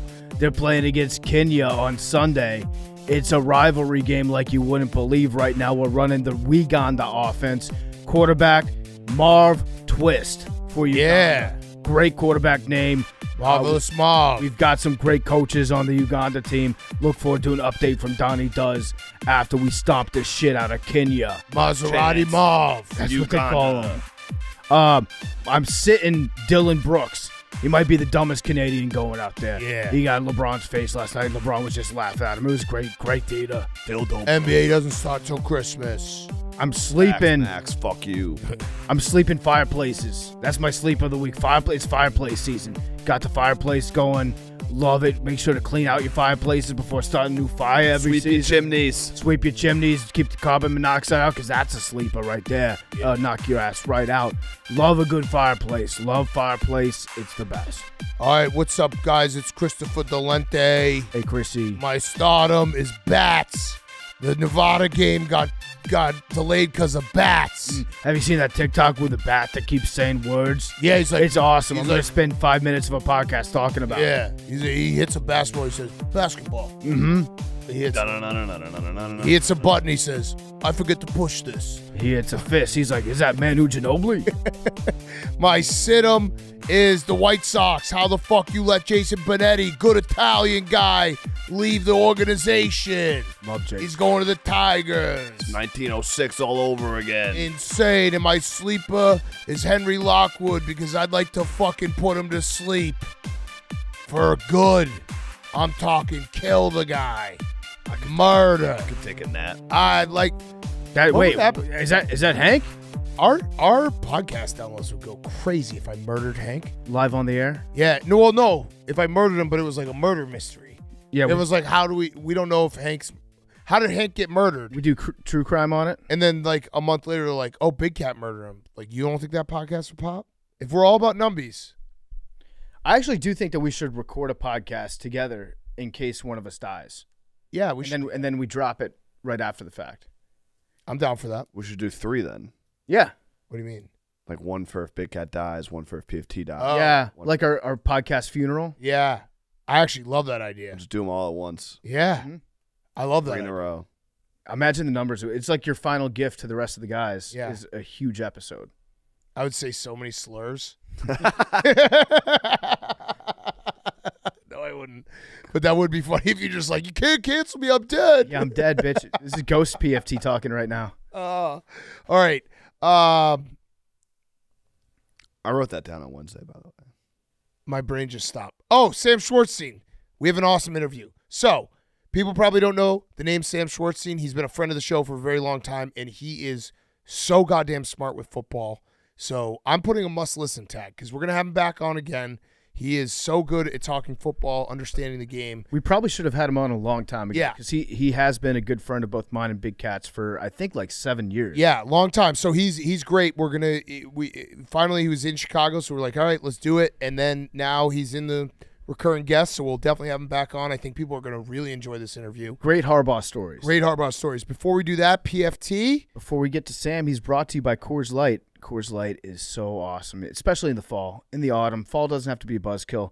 Coors Light helps you find moments to unwind. If you have a big work presentation, it's in the ad, Hank. If you have a big work presentation, follow it up with a happy hour, some friends, and a cold Coors Light. If you have weekend chores, take Saturday off, hit the tailgate, even if you don't have tickets to the game. Whenever you need to hit reset, reach for a Coors Light. It's made to chill. There's only one beer out there that's literally made to chill. That's Coors Light. The mountains on the bottles and cans, they turn blue when your beer is cold. That way you always know when it's time to chill. I'm going to have some Coors Light this weekend for sure. My fridge is stocked right now. I've got cans. I've got bottles. I'm going to have a Coors Light. I might even have a Coors Light watching TV outside. 'Tis the season. Watch college football outside. Take your TV out on the deck. It's crispy. Bundle up. Watch the game. Have a Coors Light. The mountains are blue, baby. When you need to hit reset, just open a Coors Light. It's mountain cold refreshment, and it's made to chill. Coors Light's the one that I choose when I need to unwind. So when you want to hit reset, reach for the beer that's made to chill. Get Coors Light delivered straight to your door with Drizzly or Instacart by going to CoorsLight.com/take. Celebrate responsibly. Coors Brewing Company, Golden, Colorado. And now, here's Sam Schwartzstein. Okay, we now welcome on a very special guest. He's a personal friend of mine and PFT's. He is Sam Schwartzstein, who, for people to set the stage, Sam, we've been friends with him for a very long time. He actually was very helpful in the early days of PMT, getting us one of our first interviews when we had DeCastro on when we went to the Steelers. So Sam, quick resume, played college football at Stanford, blocked for Andrew Luck. And Jim Harbaugh. Well, blocked for – we have some Harbaugh questions. He worked for Oliver Luck at XFL when it first came out, and he was doing the rules, everything. Now he is at Amazon, and he works on the Thursday Night Football Prime Vision, which is awesome. For any football fans out there, who's pretty much everyone listening, watch the Prime Vision. Sam's little baby there. It shows you football like you've never seen. So it's the coolest experience. And Sam is a true football guy, and we wanted to have him on to talk football, talk Prime Vision, and whether or not Harbaugh knew. We can start there. Harbaugh knew? Yeah. I don't think he knew. Oh. Yeah, I don't think he knew. You think he isolates his information? He keeps himself in a silo, protected? Oh, yeah. He'll do anything to win, but it doesn't necessarily mean that he's going to be the one to execute everything. He will say, hey, guys, we have to do anything we need to win. But I don't think he's going to get down and dirty. Right. Do that. So does he? I remember listening to Jim Harbaugh, like, I think it was a year ago. He started talking about like protecting Michigan football from all enemies, foreign and domestic. Does he actually believe that whatever football program he's coaching is a sovereign state? Yeah, his entrance to Stanford was, "Will approach this with enthusiasm unknown to mankind, and I support no cause, foreign or domestic, other than the greatness of Stanford football." And so that is all it is. It's all about the bubble, creating this atmosphere that nothing matters. We weren't allowed to be in any frats. We were each other's brothers. He made us himself the enemy. So it was all like, you guys have to like each other. You can hate me, but just like each other. So it's all he cares about is winning. Yeah. All he cares about is doing whatever it needs to do to win. So I don't think he knew, but it's not like he's not going to bend the rules. Like, he had found things about officiating that we manipulated at Stanford. He wasn't going to go out and maybe do all the stuff that is reported from Connor Stallions, but I don't think he knew. I think he just liked Connor Stallions, liked the cut of his jib. Yeah, because Connor Stallions like a mini Jim Harbaugh. He reminds you have a manifesto? Mine's actually 1,000 pages. Yeah. Oh, you wrote yours in a Google Doc? Interesting. Mine's in Excel. Yeah, Step your game up. Yeah. He wants people who are going to take initiative and go the extra mile. I think that's about it. So, I mean, we are Harbaugh guys. What was it like playing for him? Because you've told us some stories, and it feels like as long as you can realize, like, hey, all he does want to do is win, I'll go through hell for him because he will get us there. Yeah, one of my favorite Harbaugh stories was after practice, he would always do wise words. He would do something, and then another player at random would pick a guy. And he was like, I heard someone say I'm playing favorites. Of course I have favorite players. Oh, the best players are my favorites. Owen Marisic, he's the best player. He's my favorite. Andrew Luck, he's the best player. He's my favorite. If you want to be my favorite, be the best player. Yeah. So, like, you didn't know where you stood. He didn't really want you to talk back. So, like, guys like Richard Sherman and Doug Baldwin publicly, I'm not sharing anything new, didn't get along great with him in their time at Stanford.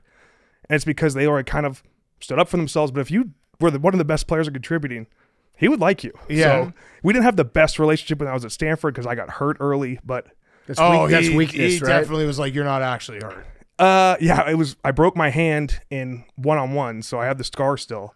And then I went and did another rep, and I went up to the trainer. I was like, my hand kind of hurts, and he was like, he shifted my bone. And I was like, is it broken? He was like, are you an idiot? Your bone moved. And I went there, and I had my hand wrapped up, and I was like, I don't think it's broken. Harbaugh was like, yeah, it's not broken. You'll be fine, Sammy. You'll be fine. And I went in the next morning. I was like, I have to get surgery. And he was like, all right, I'll see you in 6 weeks. See you later. Surgery for what? I already told you it wasn't broken. Yeah, we had this conversation last night. What happened overnight? Yeah. So he obviously will do whatever it takes to win. He is a true football guy. Would he still practice with you guys? Would he take reps at quarterback?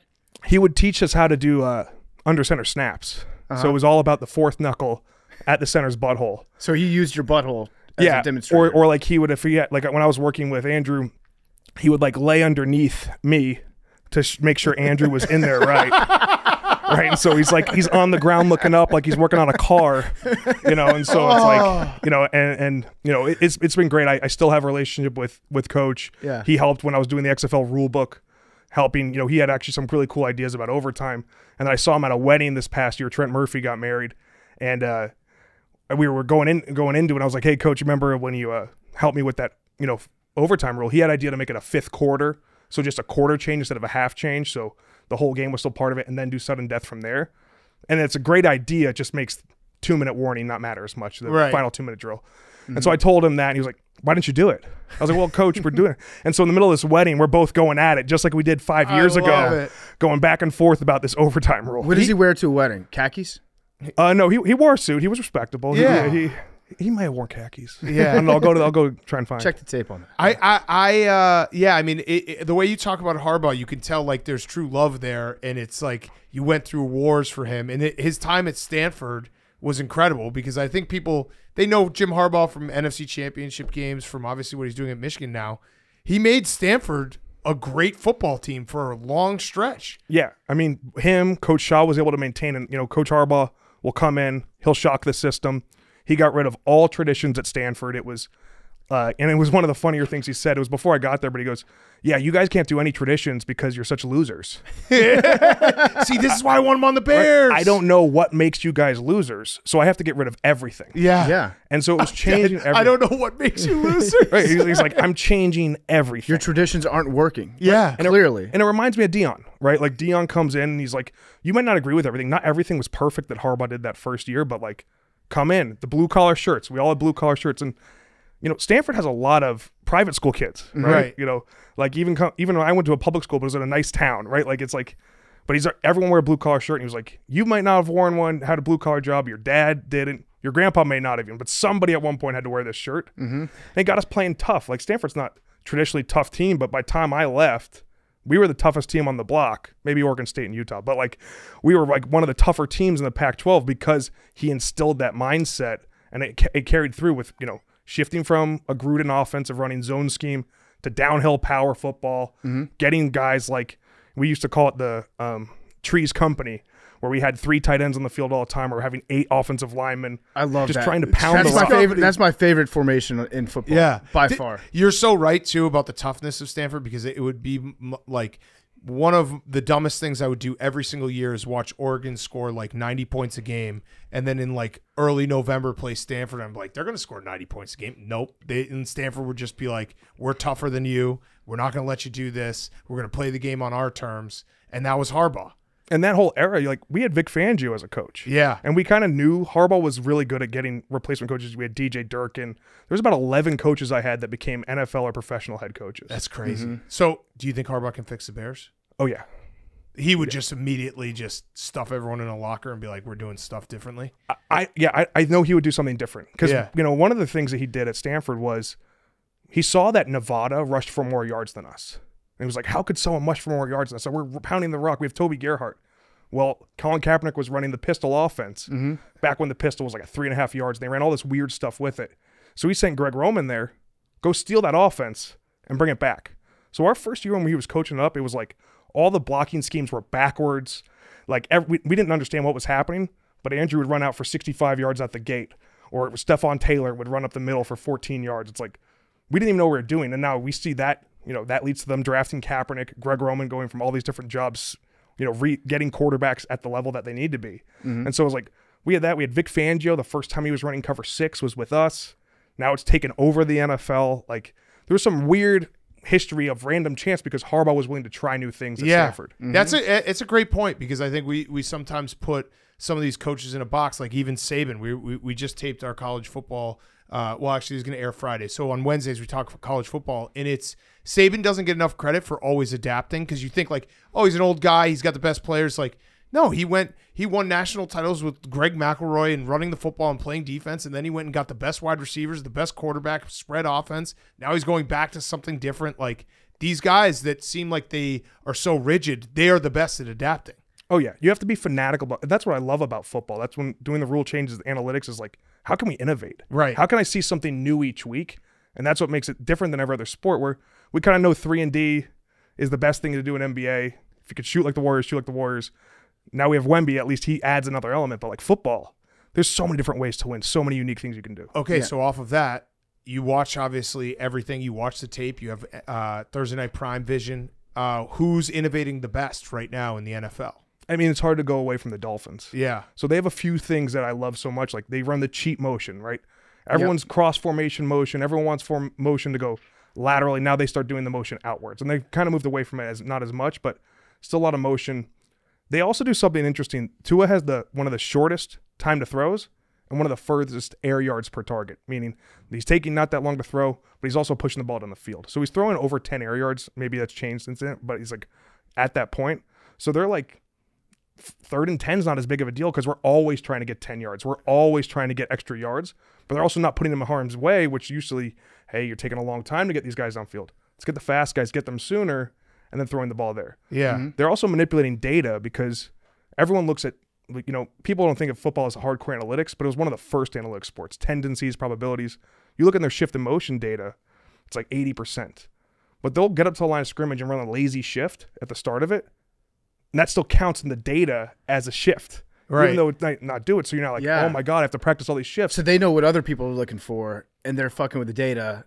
Oh, to screw up their game That's plan. fascinating. That's next level. Belichick used to do it a lot, where if they were up by a lot, they'd run a ton of cover zero, because now teams are like, oh, I'm looking at the score, the Patriots. I have to practice all this cover zero, but they were up 20 points. It was situational, yeah. And so they're like, you're actually not. They're not that heavy of a cover zero team. So it's the ways you can use the data, knowing they're looking at it. It's like a lot of what Shanahan does is looking at what other people are going to adjust to their adjustments. That's where you start seeing the little intricacies of the game, and that's what understanding the data now lets you go. How can I predict what the behavior will be next? Not necessarily what I've already seen, but how do I predict what will they do next? Yeah. That's fascinating. And you're behind the scenes in a lot of this data stuff, and you can just watch Prime Vision, see like the fruits of your labor, what you've put together. You also dropped a bomb on us. I think it was it last year or 2 years ago, where you said you casually mentioned the fact that there was a chip inside the football. We have a chip inside the football to measure everything? There's a chip inside the football. There's Zebra has shoulder pad chips in every shoulder pad. There's a chip inside the football. It's in the middle of the football, but we can still calculate to the front of the football. Next Gen Stats, powered by AWS, they're the ones who manage all of the data that comes from the on-field tracking data. Okay, so a lot of people have asked, why don't we get the chip in the football to determine a first down, determine, if a ball, if it goes over an upright or if it goes in for a field goal.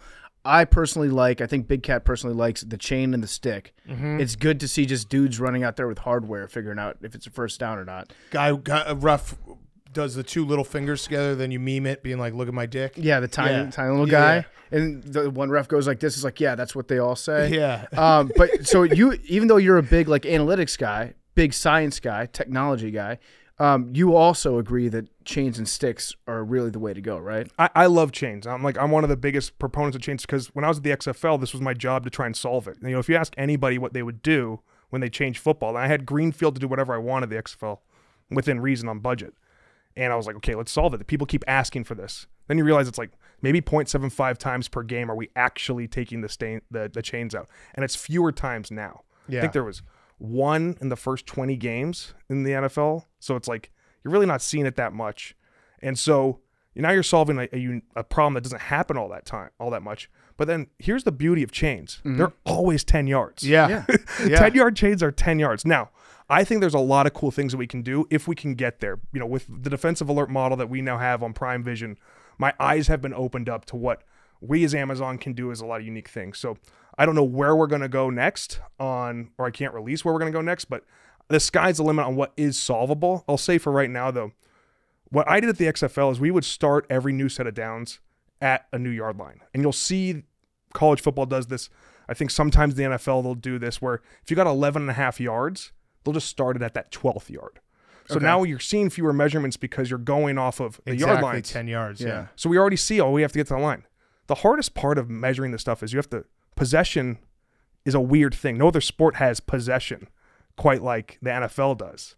So you have to get possession, then you have to get which body parts down, then get where the ball is in that moment.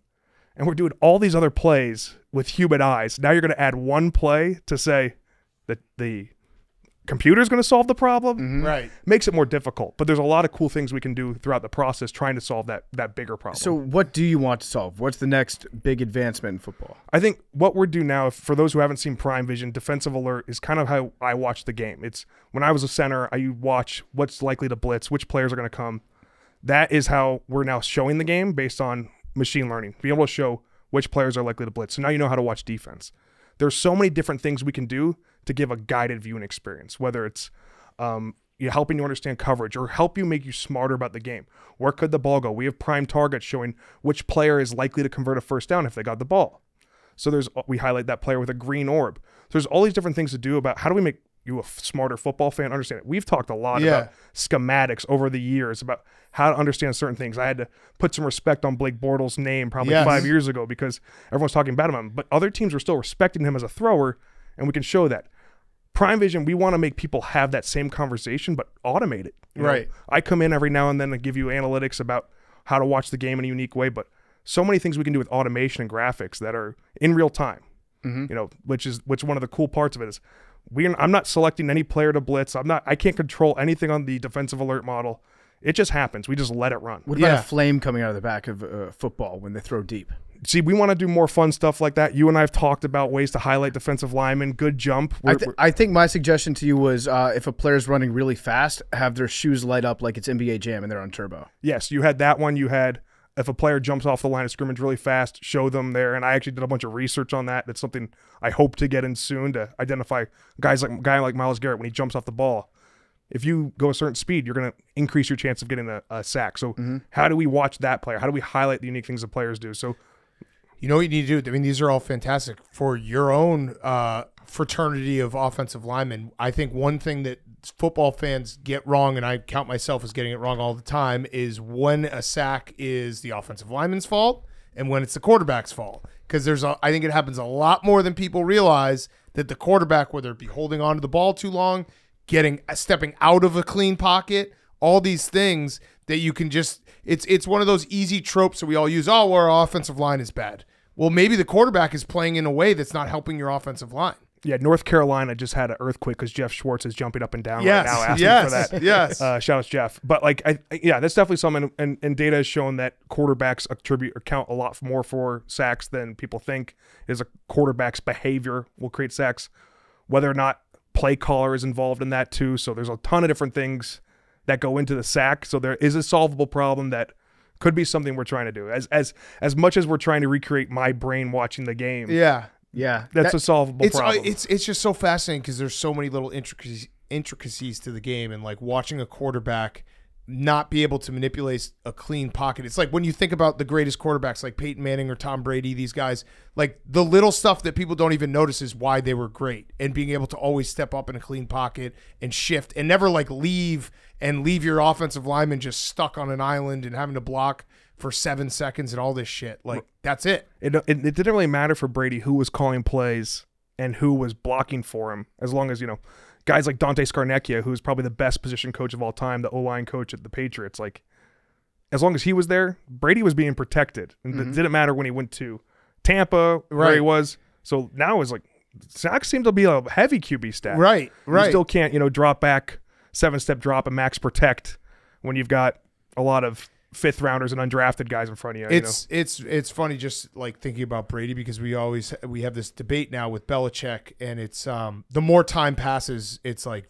pretty apparent that the Patriot way was just Tom Brady was really fucking good at football. And I like that, like all these things fix it when you have a really fucking good quarterback. I think Mahomes is kind of doing the same thing where it's like he's just really fucking good at football. What data can't really measure is that human nature of football and what a locker room does. But I had this feeling at Stanford from Toby Gerhart to Andrew Luck, and then I had like 8 All-Americans on defense. I always knew I had the best player on the football team or on the field every single game in college. Yeah. We still lost games, but at least I knew that. When you have that guy in your room, everyone else will step up. Right? Yeah. Like even guys like Dante Hightower, who's probably the most underrated defensive player in history. What he did for that defense. Now, COVID year, he sits out. All of a sudden, we're seeing that team change because he's not the one. He's the one who commanded the entire defense. He'd play on the ball, off the ball, manipulate tight ends. He could cover every position. Now they don't have that either.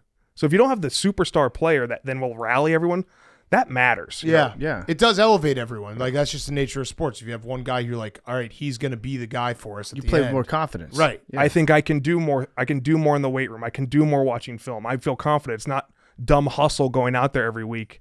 It's if a I don't great know who- point. Yeah. Yeah. So we talked about the Dolphins before being the one team that innovates more than any other team. What team or coach do you think is at the bottom end of that? Ooh.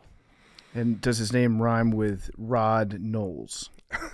No, it does not. Because the thing about Todd Bowles, I think that's the one that rhymes with. No, I he didn't was say talking that. about Ron Rivera. But Todd Bowles actually does a lot of unique blitzes. We actually are the defensive alert model didn't pick up a lot of it because he breaks blitzing rules. Like there's unwritten rules of blitzes, and our model was like, why is he blitzing? Well, they also got beat doing that. So he does do some exotic blitzes, and he will try new things.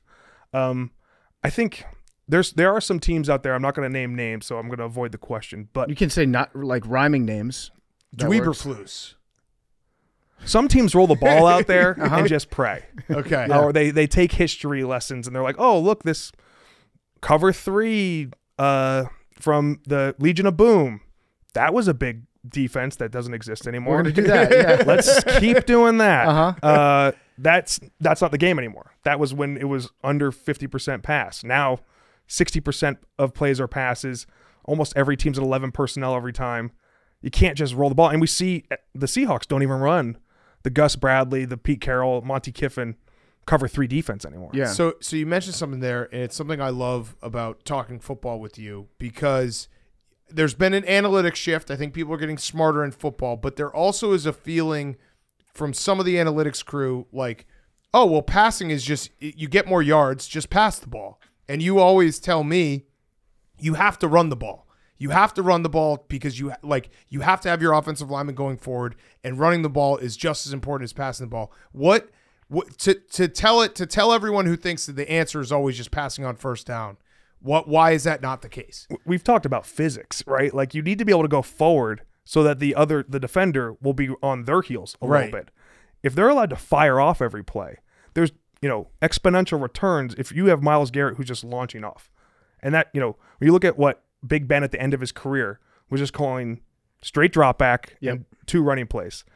David Castro was a college roommate of mine, right? And you left a half-eaten tum in his car when you did that interview. Yes. And he would be like, if Myles Garrett just gets to launch off every play, we're screwed. Yeah. Right? Like we can't let him put his hand on the ground, get the white knuckles, and launch off. We have to make him think at some level we're going to come at him. Yeah. And so there's diminishing returns, and that's the funny thing about analytics is it's still learning the game of football. We're still trying to be able to identify, okay, what is real and what's not. If we just chase that North Star, you'll be like, why doesn't every team just run the same offense that Shanahan and Patrick Mahomes run? Well, they're always going to be the top. Unless you can draft Patrick Mahomes every year, which we know multiple teams could not draft Patrick Mahomes. Thank you. But, like, you're never going to reach We that. could. You could. We didn't. But, like, now look at all the air raid quarterbacks that have been drafted since him. And then one of the things I loved about Mahomes is my biggest stat with him is Baker Mayfield left. Kyler Murray wouldn't go there to transfer with. He wouldn't go and take that spot when Cliff Kingsbury, who was his guy, went there. Yeah. And then Davis Webb also left. So, like, his best stat wasn't his game or whatever. It's all these other first overall picks or second round picks that got beat out by him. Right. Yeah. And so it's like, but you can't chase that from an analytics standpoint. Right. You'll have to find what makes you great. And what makes the 49ers great is they're able to surround Brock Purdy, a guy who can execute the game almost as well as anybody, just a game plan with amazing talent. Right. But are they going to be good in the playoffs if they get down 2 touchdowns, right? Their offense is built around having a lead. So they've gotten better. Shanahan's adapted, but there's all these different things that you can't just be Patrick Mahomes. Yeah. You can't just throw it And on stats every down. So that's like, why don't you just be Patrick Mahomes and run his plays? Or why don't you pass every down? Because that is analytically most efficient. Because you'll have diminishing returns. Right. Yeah, I like you also can take credit. You like danced around a second. I want to give you credit though. You had Patrick Mahomes as your number 1 quarterback in that draft. Absolutely. I always did. Never thought about anyone else. Of course. Of course. You'd be an idiot not to. Yeah. I also had Brady as a first rounder. Smart. Oh, nice. Smart I was like guy. 12 years Nice. old, but I had him as a first rounder. I had USA over Russia in 1980. That's awesome. Yeah. Look at Yeah. us. We're going to get back to Sam in a second. He's brought to you by the Farmer's Dog. I love the Farmer's Dog. Blake absolutely loves. He adores the Farmer's Stella Dog. does as well. Stella does too. It's like crack for your dog. It is amazing. Like Blake goes every morning. We go downstairs together. I sing him a little song when he's going down the steps. We have our routine because he's hustling downstairs, gets to his dog dish, takes a seat, and just waits for the Farmer's Dog to come out of the fridge. The results of switching your dog's food from kibble to fresh can seem like magic. When a senior dog starts acting like a puppy again and the pickiest of eaters can't wait for dinner time, you might think that some spells were cast, but the Farmer's Dog doesn't use any sorcery or secret ingredients to make their fresh food. Just science. The Farmer's Dog makes and delivers fresh, healthy dog food. It's developed by vets, nutritionally balanced, and made from real healthy ingredients to human food safety standards. It's the best option for dogs at all life stages because it's not kibble, it's not canned goo, it's just real healthy food. Traditional dry and wet food options are highly processed. They use much lower quality ingredients than they claim to, and they're extremely difficult to portion accurately. But the Farmer's Dog isn't just fresh, high-quality food. They also send the food pre-portioned specifically for your dog based on their unique nutritional needs. Blake recently graduated up to eating a full giant packet of food with every single meal. He's put on a lot of good, healthy weight. He's getting bigger, getting taller. He's not a puppy anymore. It's kind of crazy. But the Farmer's Dog is keeping him healthy, lean, and his coat looks awesome too. It's very, very soft. So check out the Farmer's Dog, and you can get 50% off. That's right, half off your first box of fresh, healthy food at thefarmersdog.com/PMT. Plus, you get free shipping. Just go to thefarmersdog.com/PMT. Get 50% off. That's thefarmersdog.com/PMT. Now, here's more Sam Schwartzstein. Do you think Andrew Luck could play right now? He's your friend. Yeah, I'm assuming that you talk to him on a daily basis, and you call him up every morning. You're like, Andrew, how's the arm feel today? Could you step out there? Do you think he could step back in and play right now? No. I don't think he wants to. Yeah. He has to play a certain way, right? And he doesn't want to. He's like super dad. So we go to the Stanford tailgates. We still talk about Stanford football all the time. He helps me with both the models and prep for every game because I want to go out there. If I want to talk about a quarterback or a scheme that, I want to make sure I'm doing it right. And, half the time he's like, you can never say that. I could say that. You can never say that. Right. But like he still loves the game of football. I just think that's passed him by. I still think he's the greatest player of all time. Oh, you guys didn't get to see it. That's a spicy take. I like that. Yeah. Tell me about that. He could do absolutely everything and would do anything for his teammates. Best leader we had. His last year at Stanford, we had only 2 captains. Now college teams have like 8 captains. We had him and Michael Thomas, who's on the Bengals now. And it's like he was an unbelievable leader. He would do everything from the moment he stepped on the field at Stanford, even with Toby Gerhart and all these All-Americans. He was by far the best player on the field as a freshman. Actually, there's a funny story. There was a weight gain competition. Harbaugh had a weight gain competition our first summer there. Andrew got second to me. So he's listing off the names, and he goes, Andrew Luck, 15 pounds of blue twisted steel. Look at it. Andrew, stand up. Turn around for everybody. And Andrew's like... And then I got next. It's like Sam Schwartzstein, 20 pounds. I don't know how much of that is blue twisted steel. Stay down. But like Andrew, he would do anything for the team, and then he could make any play. Now, I think so much of football is, scheme, coach, the teammates you're surrounded with. Look, could he have won those Super Bowls with the Seattle Seahawks and Russell Wilson if they switched places? I think so. I think if you put him in the right scheme, in the right location, he could have done anything on a football field. Yeah. What about, it's been a pet project of mine. We've talked about it as well. Downfield laterals, designed downfield laterals in the NFL. We've seen it a couple times this year. Houston did a really cool one on Sunday where CJ handed the ball off, then ran like an outside option route, got the ball pitched back, easy first down. Am I insane? Is this just something that like I'm obsessed with that I'm ultimately wrong about? Or am I on to something that if coaches watch more rugby tape, they can figure out how to safely implement design downfield laterals and like greatly increase their offensive efficiency? So much of the rule book is not being utilized. Every almost thing, and like we talk about passing, teams couldn't think you could pass 60% of the time. Right. There was just a stat. I think Andy Reid could. Right. Yeah. Sam Monson put it out there when he was at the Eagles. It was like Andy Reid was laughed at because he passed more than he ran in the red zone. Yeah. Mm-hmm. It's like 15 years ago. It's like there are these things that aren't taken advantage of. I'm a firm believer in a downfield lateral because it's just you need to practice it. Mm-hmm. Why ever put a Taysom Hill in a quarterback or Darren McFadden? Why would you do the Wildcat? Ronnie Brown. Doesn't make any sense. But it's manipulating the defense, something they haven't prepared for. Yeah. Gives you opportunity. I am 100% on board. I actually put the double forward pass in, one of the rules in the XFL. Yeah, I love that. It's screwed up like every data thing we try to do because it's like, how do you calculate a forward pass that hasn't been it's not the end of the forward pass opportunity, but it was to try and make laterals and get coaches more comfortable with laterals to ultimately get to these downfield laterals, because it's such a unique part of the game that, especially if you're talking about explosives, right now teams are struggling to get explosive plays. The defenses are letting you move down the field and then let you fail in the red zone. Yeah, scoring's down. I think it's gonna be the first time scoring's gonna be down in like 12 years or something. I was trying to chase 50 total points scored because that was the NFL average in 2018. That when I was making the rule book, I was like, how do I get the game faster but also reach 50 total points scored? And now it's like 45. Yeah, it's crazy because teams are letting that happen. They're stopping the run with 6 guys in the box. Mm-hmm. Right, you're having these run stuff specialists, and so downfield laterals is a great way to create explosives. And if you fail one time and then you limit them to a field goal, football's a drive-based game. You're going to have between 10 and 14 drives. Maximize those drives. Try and have explosive plays. Parker Fleming, I think you guys have used his data before. Stats of War, yeah. Shout out Parker Fleming. He has the ECHL, which is how often are you getting good positive drives, getting to the opponent's 40 from your side of the field. But also, how many explosives did you have? Flipped field touchdowns. These are all different things to help you. And the downfield lateral is probably the next way that we're going to see more of these explosive plays. Yeah. Thank you. It's just it's like any innovation with football. I agree with PFT. I always thought it would work. It's just coaches are scared that if it doesn't work, they'll look like idiots. It's like how 4th and 1 used to you always punt on 4th and 1, and then slowly but surely it's like, oh, I won't get criticized for this.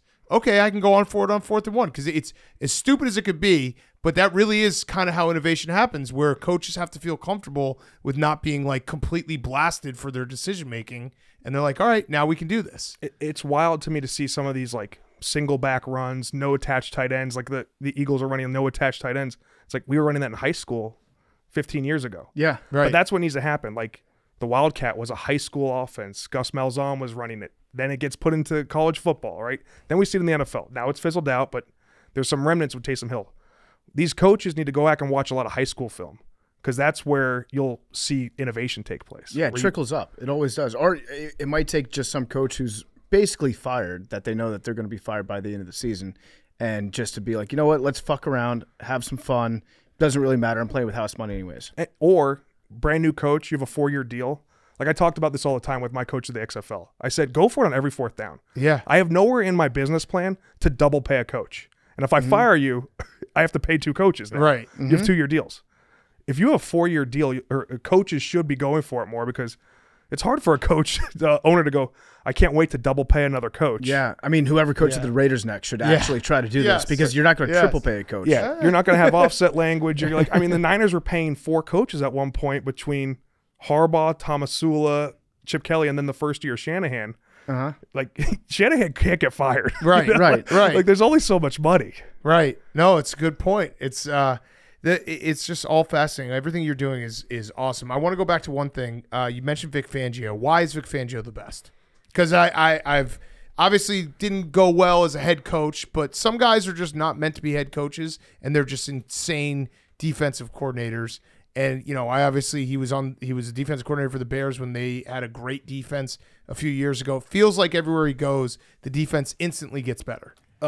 Shane Scove made a nickname for him called Lord Fangio, because we Okay. called him the Dark Lord. Because he was like, we had the worst passing defense in college football the year before, and we had 4 NFLers. Richard Sherman, he's going to be a Hall of Famer, one of the best corners ever. He was on our team, and we were just getting torched. We were running cover 4 every play. We get Fangio, and he was a mercenary. He didn't get out of the team hotel. He never bought a house. Like, he knew he was the original one and done. And he was just so meticulous about finding unique ways to beat defenses or offenses. And one of the things in practice, we would, in training camp, it was awful, because we would have a protection call, and then he would call a blitz to beat that protection. Then we'd stay up till 11 o'clock at night, and we'd be adding new calls. Okay, if we see the safety walk down in this gap, we're going to call stinger, stinger, stinger. Well, that's going to shift the protection. Then they're going to hear stinger and go through. And so probably about 2 weeks of this, he walks into our O-line room. He sees our coach's hair is all crazy, and all of us guys were pulling our leg hairs out to stay awake. And he goes, what are you still working on that Swiss cheese 58 protection? he just reveled in just ripping us apart. Yeah. Because he was always willing to look for a new thing. And, he was one of the first coaches to do the 3-4 with 4-3 spacing. So, you'll see a lot of like stand-up DNs, but it's not, it'll look like a 3-4, but really it's 4-3 spaces. So you're getting different body types in there, make it a faster defense, being able to do more zone blitzes. He was one of the first zone blitz guys. I think when he was at Carolina years ago, when they were an expansion team. So it's like he's willing to do a lot of different things. And I talked to him a little bit last year at Stanford tailgates. And he says like when he's given people the defense, he hasn't given everyone everything. He still has kept some stuff in there. So he's still a little bit crazy saying, I got a little bit of the special sauce. Even guys I've coached, I haven't given them everything. Right, right. It's I smart. love it. What about on when they bring up the AWS stats for catch probability? They'll say like Devontae Adams, 11% chance of making this catch. You guys just make that up, right? No. Next Gen Stats, powered by AWS, has a ton of great people working there. Guys like Keegan Abdo, Mike Band, Connor Quiston. How do you do like 11% he's going to make this catch? It's a stack rank, so that's one of their stats, and they're looking at what makes all the hardest passes. The further you throw the ball, the harder it is. How much distance is there between them and the closest defender, distance to the sideline, and you stack rank all these things, and you look at every pass that's taken place over the past few years, and you're trying to evaluate what's the likelihood of those passes based on all these different attributes. Then you get there. Now, the thing is, it's completion probability, and so it's not taking into account who that wide receiver is, and that's something I've learned from data this year is I think having superstar wide receivers changes everything because they are that other part of that catch, and if you can maximize those, Terry McLaurin, he's like the best at tight window catches. Mike Williams, if you can maximize those guys to make catches that your quarterback either doesn't have to be perfect or nobody's open, and you can get a positive play out of that, it's extremely valuable. Or like even like I think one of the most underrated things that we just completely look past for wide receivers is like their body control against the sidelines, where it's like if you ask my body to get 2 feet in bounds in some of the positions they're in, like my abs would rip and I would just fall flat on my face. Like the way they're able to manipulate their body and keep their core strength while they get 2 feet in bounds is out of this world. Yeah, the fact that it's 2 feet. I at the XFL, I made it 1 foot in bound because I was like, I gotta get these crazy catches. And there's probably even more amazing catches in the NFL. Like the talent level of the top wide receivers in the NFL to the rest is probably a bigger disparity than people think. As when everyone thinks about O-line, it's so hard to find O-linemen. Those guys that can run a 4-3, 4-4 and do those body control catches, those are the special specimens in the NFL. And we've seen what happens if just moving A.J. Brown off the Titans and onto the Eagles, how it's changed the fabric of both organizations. One's now in first place all the time. And it's one guy who gets maybe 10 catches a game. How has that changed the game so much versus his gravity, making it easier for everyone else, as well as break in case of emergency, and then go to A.J. Brown? It is a game changer to have a superstar. There was a play in the Cowboys-Eagles games that was just so perfectly like summed up A.J. Brown. It was an incompletion, and it was maybe we should put it in our best incompletions of the year. It was a deep shot to A.J. Brown, and he was triple covered. And I think that Jalen Hurts is just like, no, at least once a game, I'm just going to see if he can make one of these crazy catches, because like he probably will more often than not. And like it didn't work that time. But he's that type of player where it's like it doesn't matter if he's fully covered. He can still make a play. Calling the perfect play every time is impossible. Harbaugh actually used to have this quote that was funny. He was like, hey, if you look at your playbook, none of the plays are scripted for 5 yards. Right. They're touchdowns, all of them. So if you just do it correctly, you'll score a touchdown. But the reality is getting the guy open, making sure you can predict it because they have superstars on their team too. And you could go, screw it, I'm just going to launch it to AJ. It might work, and it probably will. And then also, like, pass interference spot foul is the only play in football where the offense doesn't have to do something good. Yeah. And you get to have that opportunity. There's fewer of those calls now, but because of the in-phase rule change last year. But it's like, that's still an opportunity for you to gain some yards. And it's like, my guy's down there. I'll trust him. Yeah. Do you know who the all-time GOAT is in terms of throwing pass interference? I actually think it's Eli Manning. I did a research study on this about 5 years ago. The 2 Super Bowl seasons, they were 2 standard deviations, meaning very, very high away of first downs by penalty on third down. So that is like the nerdiest stat I could give right now. Yeah, I love those that. 2 Super Bowl seasons, they were like astronomically more, and it was because I think he was just saying, Mario Manningham, Plexico Burress, let's just make something happen. Underthrow him just a little bit. Yeah, we were hoping you were going to say Joe Flacco. Well, Joe Flacco was the best at it, too. Flacco is the one everyone knows about, but like if we want to go sneaky into the tape and the data, Eli Manning is one of those guys that is sneaky part of that. But Flacco's like known for. Carson Wentz perfected it at the end of and that's another thing about trying to track these stats, EPA gained by penalty or a first down by penalty, how you can manipulate that, or putting yourself into high likelihood of not converting by penalty. Those penalties can change the fabric of the game. There's maybe like 6 of them per team per game, but they are game changing when they happen. Yeah. Can you diagnose how to stop the tush push?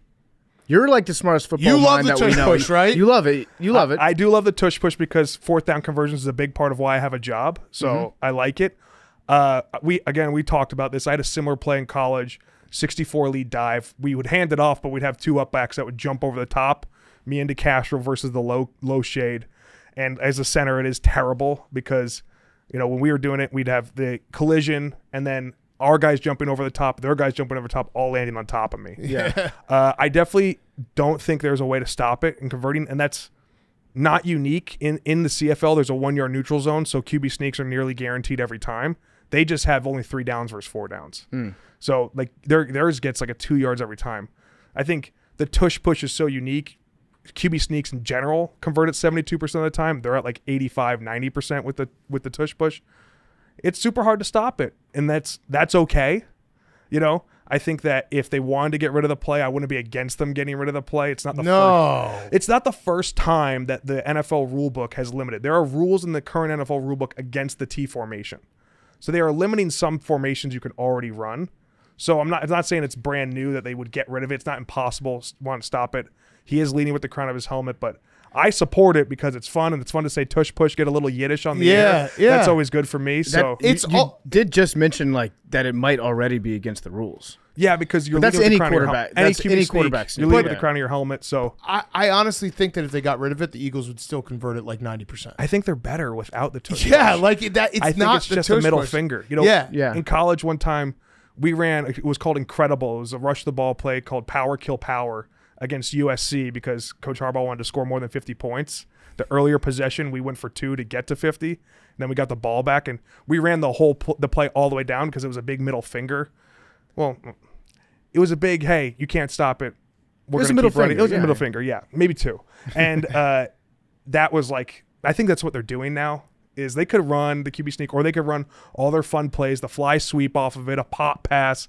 There's all the things, but I think right now they take so much pride in it that they're just saying, we're going to do it. Was that the play? Because you told me maybe it was the bowl game against Oklahoma State where Harbaugh called the same run play like 13 times in a row. No, that was it. Incredible. 2009. It was the What's Your Deal game. Pete Carroll came up to him after the game, was like, "What's your deal? What's your deal?" Yeah. And I love Stanford athletics actually made a special ticket package the next year called the "What's Your Deal" deal. So that was that game where you ran it 13 straight times. 13 straight. We ran a play. It was very funny because Stanford, we had a very unique play calling system where it was a play, a kill, and an alert. So we had 3 separate plays, and then Andrew could get to a 4th play on every play, and that was like our unique thing. We'll always run the perfect play. And then for the Fiesta Bowl, we had 400 plays scripted. So I wore 2 wristbands and Andrew wore 2 wristbands. And then we ran one play, like a goal line play in the middle of the field, probably 15 times. It's like, why did we have all these plays scripted up? I'm like, spending 4 weeks trading for this game. And it's like, we're just going to run goal line offense in the middle of the field. I love it, though, because that's like so classic Harbaugh. Like, we're just going to run it down your throat, and there's nothing you can do about it. It gets me pumped up. It just smells weakness. That's why I need him to be the Bears coach. It's so much fun when it's working. Yeah. The chaos that he brings that did make it on edge. Like every guy on the team, but probably Owen and Andrew, thought they were going to get kicked off the team at some point because it was just so much chaos. Like he would have us doing 4-hour practices, and then sometimes he'd have us give it the night off, and so you never knew. Like one night he actually planned. We had a movie night. Oh, watch out! You almost get hit by a mountain. Almost got killed by a mountain. New We're office. still Pete, work in progress. Pete, right? Yeah, This is Pete. Pete. Pete's problem. Well, it's also Hank. He was just sitting there a second. Yeah. Shout out to Stella. Yeah. But there was all Harbaugh would give us the night off for a movie night, and so the rumbling started happening that we're going to get on their movie night, and then he came in and he goes, anyone ready for a movie night? And we all start cheering. He goes, nah, we're going to watch some good films. We're going to watch probably Oregon State. And our DFO, Matt Doyle, standing with all the tickets like, he'd already bought the tickets and already planned. Harbaugh just said, nope, you guys know the movie night's coming. I'm not letting you have it. Yeah. That's great. Who's one coach in the NFL right now that you think is like priming themselves to break out? Like, is there a guy that's not getting the recognition for whatever the circumstances are that you think could actually be a great coach if given the time? I love Ben Johnson. You know, I don't know how he is a leader, but from a play caller standpoint, his parents were both math majors, so he uses analytics and data. He actually coded a fourth down book for one of the teams that he was on when he was a young guy. And he's doing such unique things with the Lions. Part of me wants them just to keep the gang together, you know, and be like, hey, what if we were legends and brought a Super Bowl here? But Ben Johnson is, if I were an owner, he's a guy I would go after as a potential head coach. Eric Bieniemy probably deserves a head coaching job at this point. I think he's proven he can do enough, and he does a lot of cool things. I mean, they take a lot of sacks there, but, you know, he's doing unique play calls. Those guys work probably harder than any other team, coaching staff-wise, because Bieniemy is so committed. So that PFT? Yeah, no, Sam Howell, legit. But I think no, Ben I think Johnson. that was more of a Ron Rivera positive thing. Coaching staff works hard. I don't think the offensive coaching staff. The offensive coaching staff. My fiance, You should do it, Kelly, actually- shout out to Kelly. Kelly, I have to give her a shout out. Okay. Shout out to Kelly, I love you. But my fiance's Simp. mom went to big simp, the biggest simp. Her mom went to high school with Ron Rivera, so we're a Ron Rivera household. Okay, that's fair. But you should do like an on-screen analytics for Ron Rivera in terms of time spent on camera, not saying a single word. Yeah, versus I can't talking. unsee that after you started talking about that. It's I can't unreal. unsee that. And he's been more talkative recently. I saw him twice on Sunday. He was talking, which is a record for him. I think he misses Cam Newton because he's doing the towel thing that Cam Newton does. Sometimes he'll put the towel around his neck, and I'm like, I think he misses Yeah, Cam. I wanna bring Cam back. he does. He does. All right, I have one last question. Rowback question. RHOBACK.com. Use promo code TAKE. 20% off your first purchase. Q-zips, polos, hoodies, joggers, shorts, everything. Rowback.com. Promo code TAKE. Do you want to give us a Super Bowl pick? You watch the games. You're dialed in more than anyone. You're watching all the film. What does your computer brain say about this? Yeah, Sam? give us the computer picks. Baltimore. Yeah? Complete team. Yeah. They might not get music to my ears. You know, so it's probably the easiest thing to do is like, who's going to get the first? Who's going to get the bye? The bye is so valuable, and then home field advantage is so valuable. So, but they might not because their entire division's in the playoffs right now. But Todd Monken offense. I'm a big Greg Roman fan. Coach, he was a coach of mine. But Todd Monken has taken Lamar to the next level. Lamar's playing at a different speed. But the fact that their defense is playing, and shout out to Roquan Smith, maybe sometimes you should pay inside linebackers who can do a lot. But That's fair. I think you had this great concept, pay your best players. Yeah. If you have regardless. good players, keep them. Everyone talks about you can't find good players in the draft. It's hard to do that. Yeah.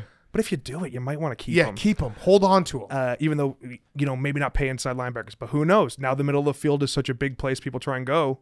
We see Fred Warner, Roquan Smith. Those are great defenses, and their best players are Mike's. But, I think that... Yeah, I mean, that's another classic. Like, it wouldn't have worked for the Bears. It wouldn't have worked. The Ravens are a professional organization, unlike the Bears. Yeah, analytics organization, too. They're Yeah. great there. But, yeah, I thought you were going to ask me who the most famous person on my cell phone was. Oh, yeah. Oh, okay. Who's the most famous person on your cell phone? Andrew Luck. Oh, you wanna call him? should we call him? Yeah. Let's give him a call. Why isn't he on? Right, yeah. That was You've the whole been thing. promising Andrew Luck for... you're a day one AWL, so I think you've been promising Andrew Luck for 7+ years. That's true, yeah. Yeah. I actually didn't set this up. I should have set this up. He can come throw a football with us. Yeah. Play some catch. He's going to be very mad about this. He's not going to pick up. He's not going to pick up.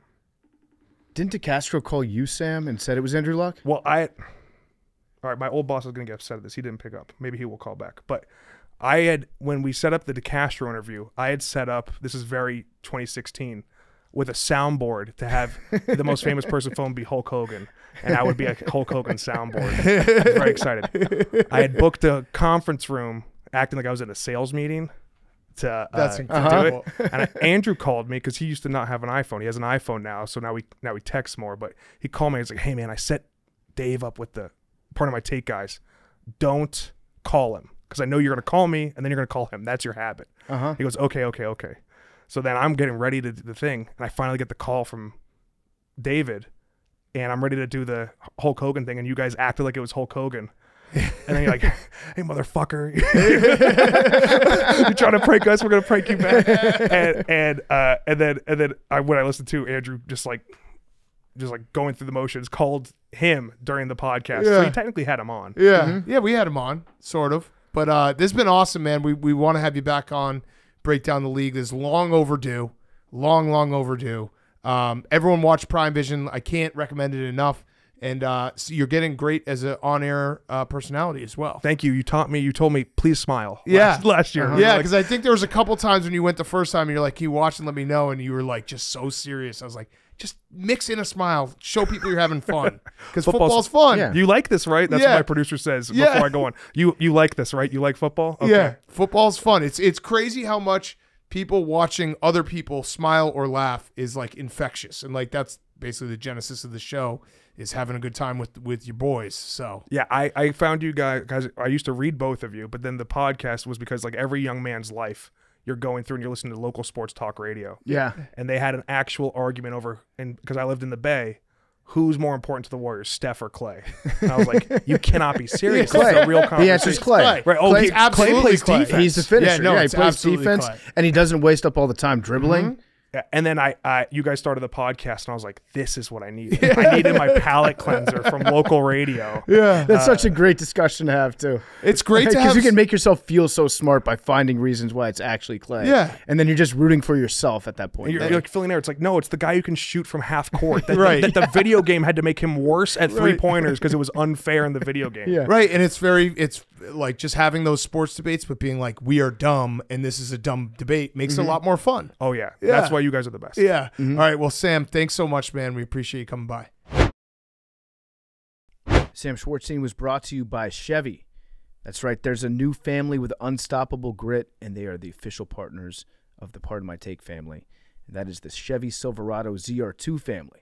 Family is everything. Football is family. You got the Harbaughs, you got the Ryans, the Gronkowskis, the Longs, the Watts, you name it, the Hockuleys. Football is family. And there's a new addition to the Chevy Silverado family. It's the heavy-duty ZR2. It joins the franchise to make Chevy ZR2 the only truck brand with a full lineup of trucks for wherever your off-road adventures take you.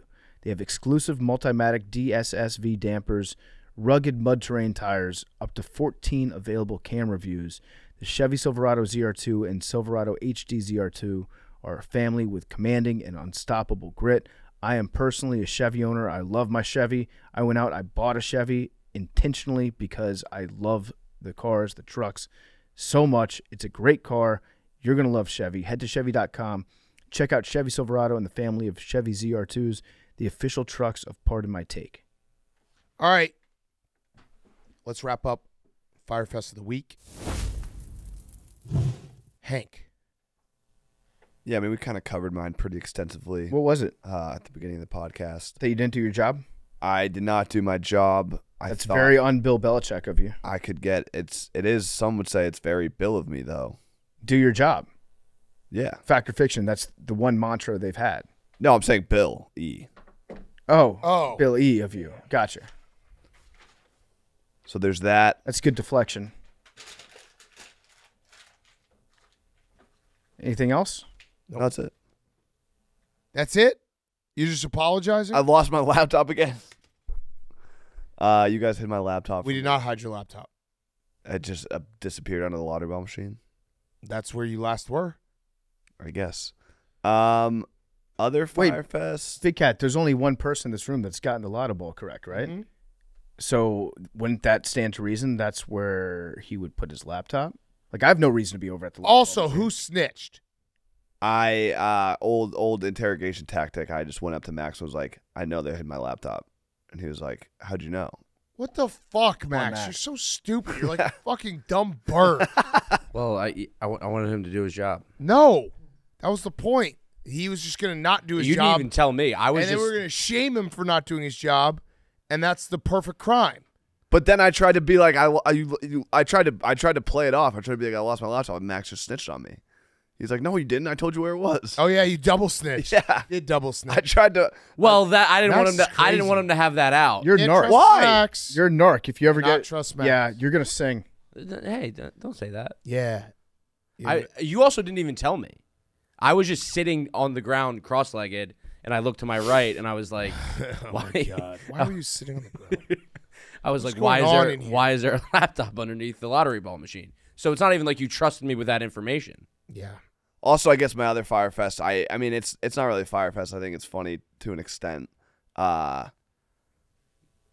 I just the whole Tiffany Gomez, like I took a couple harmless pictures kind of as like a continuation of the podcast, and it's been stunning how much people seem to care about that. No, the We're not rule of the internet is if you take a picture of somebody, you're fucking. Yeah, no.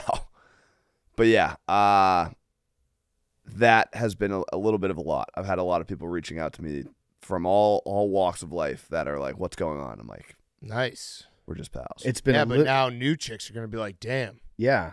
It's like Travis Kelce, he's been pictured with Taylor Swift a lot. He just stepped up his entire game for after they're no longer a thing. It's true. I just like the I like the private life private. That's been a good it's been a good last couple of years doing that, and I kind of dipped my toe back on the other side, and I realized I don't like it. Mm-hmm. Okay. PFT, your Fyre Fest? Yeah, my Fyre Fest is I'm still dealing with a rib injury, and I went to the doctor last week on Friday. They gave me an X-ray. They basically told me I was a bitch and said that I had like a fractured cartilage thing or separated cartilage. So they gave me prescriptions, and I've spent the last week trying to get a prescription from a pharmacy that rhymes with mall greens. And pharmacies they just don't have prescriptions anymore. Is drug shortage. You gotta steal it. COVID. Of everything. COVID. So I couldn't get my prescription, and then they told me the doctor didn't call it in. The doctor called it in a second time. I went back to Walgreens, waited in line for another 45 minutes, and they said, yeah, we still don't have the prescription, so I had to wait till Monday to call the doctor back. Silk Road. I call her back on Monday. That's right, the doctor's female. I saw the shocked look on your face, Hank, you sexist. The doctor is the mother. My doctor quit. Oh. And so I now was so sick of you. So now the other doctor that's there is like, yeah, I can't give you that prescription because it's for a controlled substance. Yep. And the previous doctor wrote it, so just kind of rub some dirt on it. So I haven't really been sleeping well because on my side, my rib hurts. It hurts to breathe, sneeze, laugh. So I've just, what's wrong with pharmacies in America? We don't carry drugs anymore. China. Yeah, I've had ADHD my whole life, and I've had prescriptions my whole life, and it was an absolute war when I moved to Chicago trying to get it. It's China. It's easier to get a gun in Chicago than it is to get a pill. It's China. I just want to fall asleep. Let me sleep. Sounds like you're abusing pills. I haven't had the opportunity to. I would love to be abusing pills Sounds right like now. they know you're gonna pre-abuse. I'm doctor shopping. I had the same thing where my doctor sent it in, and then I went to the pharmacy 2 times, and they were like, your doctor never sent it in. And then I would talk to my doctor, and they'd be like, we sent it in. And then I went like a 3rd time, and they didn't like send anything else. They were like, oh yeah, we have it. You just haven't picked. I'm like, what's going on here? Yeah. It is also. What'd you get prescribed for? Idiot pills? Technically, yes. I did the same thing as Hank. I also have had ADD my whole life. It sucks because I'm actually at the point where I think that pharmacies are a racket now. Yeah. Where they just try to get you to come in to pick up your prescription, knowing they don't have the medicine, and they just want you to buy all the other shit that's in the store. It's like, oh, while I'm here, because I did that last week. It's like, while I'm here, I need some milk. Might as well pick up some milk. While I'm here, I need some Magnums. Might as well pick those up. Normal stuff like that.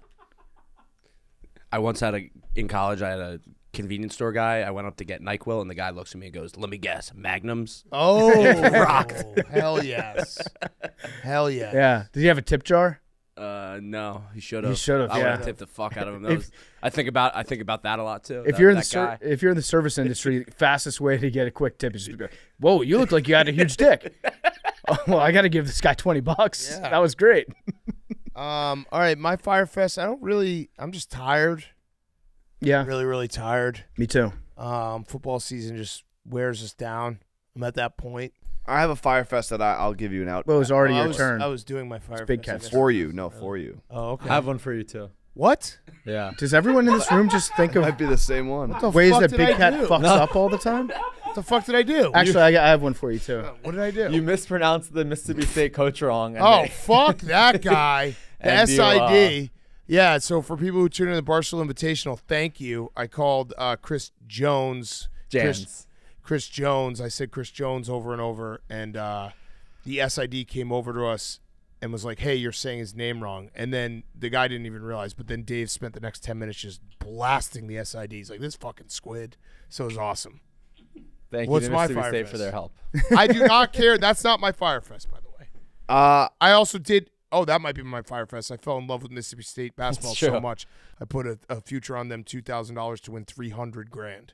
They can shoot the three. Shoot the three. I was like, damn, this team is good. Worst team in college basketball. Might be that Arizona State's back. If Michigan State had Mississippi State's outside shooters, they would win the championship. Yeah, for sure. What's mine, Hank? You owe me $1,000, but I will For what? rescind that out of my bad performance today and lack of For what? presentation. We made a bet on the Joe Buck episode calling the DeMar Hamlin incident. We made a bet where you're like, I can't wait for this new lottery ball machine. I was like, I'm gonna get it first. You're like, want to bet? Oh fuck. We did $1,000 Well, that's straight up. fucked up. That's what I'm saying. I'm gonna rescind it. I actually as thought, a token. we have the old lottery ball machine. I was gonna bring it back in. It's in New York. Throw this one away. This one's worthless. Also, I guess my real Fyre Fest is our fucking. All right, let me back up. That was me getting triggered by being tired. I was gonna say something really mean about Pete and the fact that he can't come, but I didn't. The fact that we built this whole office and the fucking rims are 10 feet 2 inches is driving me insane. It's throwing off my whole jumper. We went to Wintrust last night and I shot around. I hit everything. I was like, it's crazy. That's the worst Fyre Fest ever because everyone's like, oh, you built a fucking office with a basketball court. The rims are a little off. But you can lower them. Those are real problems. I don't know. I keep asking, how do we lower them? How do we lower them? Like, oh, we called the guy. Just fucking. I might. Pete's trying to do they're not that low. Yeah. They're not that high. It's like, dude, it's 10 feet. It's Hoosiers. Ever seen it? Max, after this, maybe I get on your shoulders and I just jam and lower myself. He's nodding his head. Speak, Max. It's a podcast. All right, Jake. Oh, you spoke too much? No, you didn't. This has been a weird episode. Weird episode. I feel bad about my performance. Yeah, I'd like to apologize. I would also I think like you to gave apologize. a great performance. I've had fun. I want a clip of both the Colts Patriots preview and the Jets Raiders preview. Let everyone know how our football intellect is going. The suit that PFT so generously bought me a few years ago was big a year ago when I tried it on, and it fit last night. Bad news. Oh, yeah. I've been thinking you've been getting fat. Jake Jake. Marsh back? Maybe. Maybe mixing a salad, Jake. But now we have an office with a basketball hoop, so I'm going to sweat more. Jake did go fucking turbo mode in dodgeball. That was That was sick. alpha. Oh, Max. There's a guy I've been holding that comment for like the last Jake. 2 minutes. I gotta say it. Oh, I got a Jake. bum wing too, dude. But he is. Get go, Jake! Look at what Jake's doing right here. Just standing. Just standing. Oh, Jake, he's out! Jake got Will out! Oh. And Max has him out!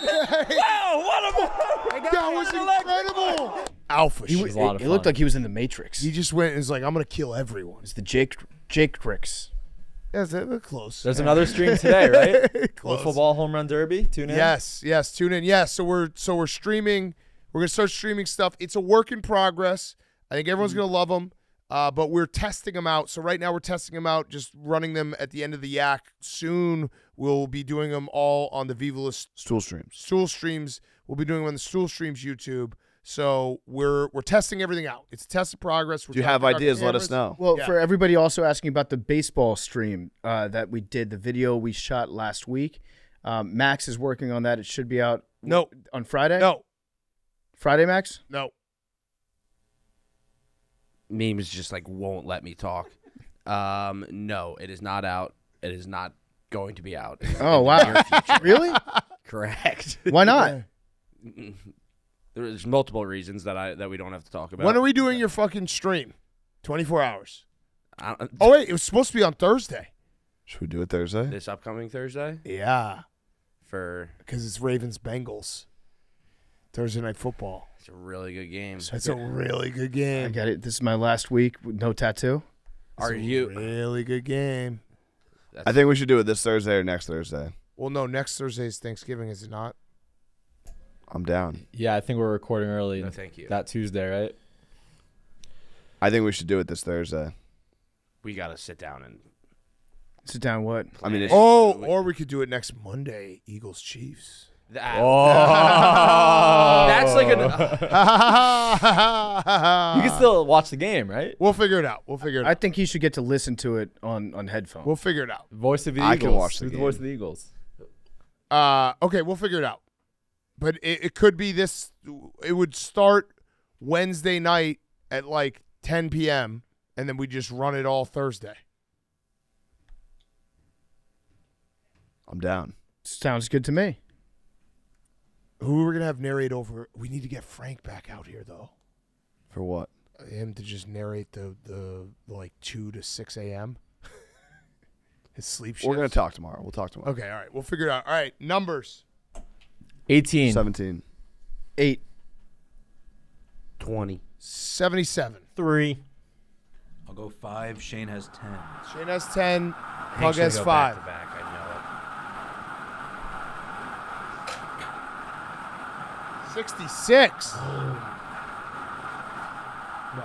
Love you guys. 66. Love you guys.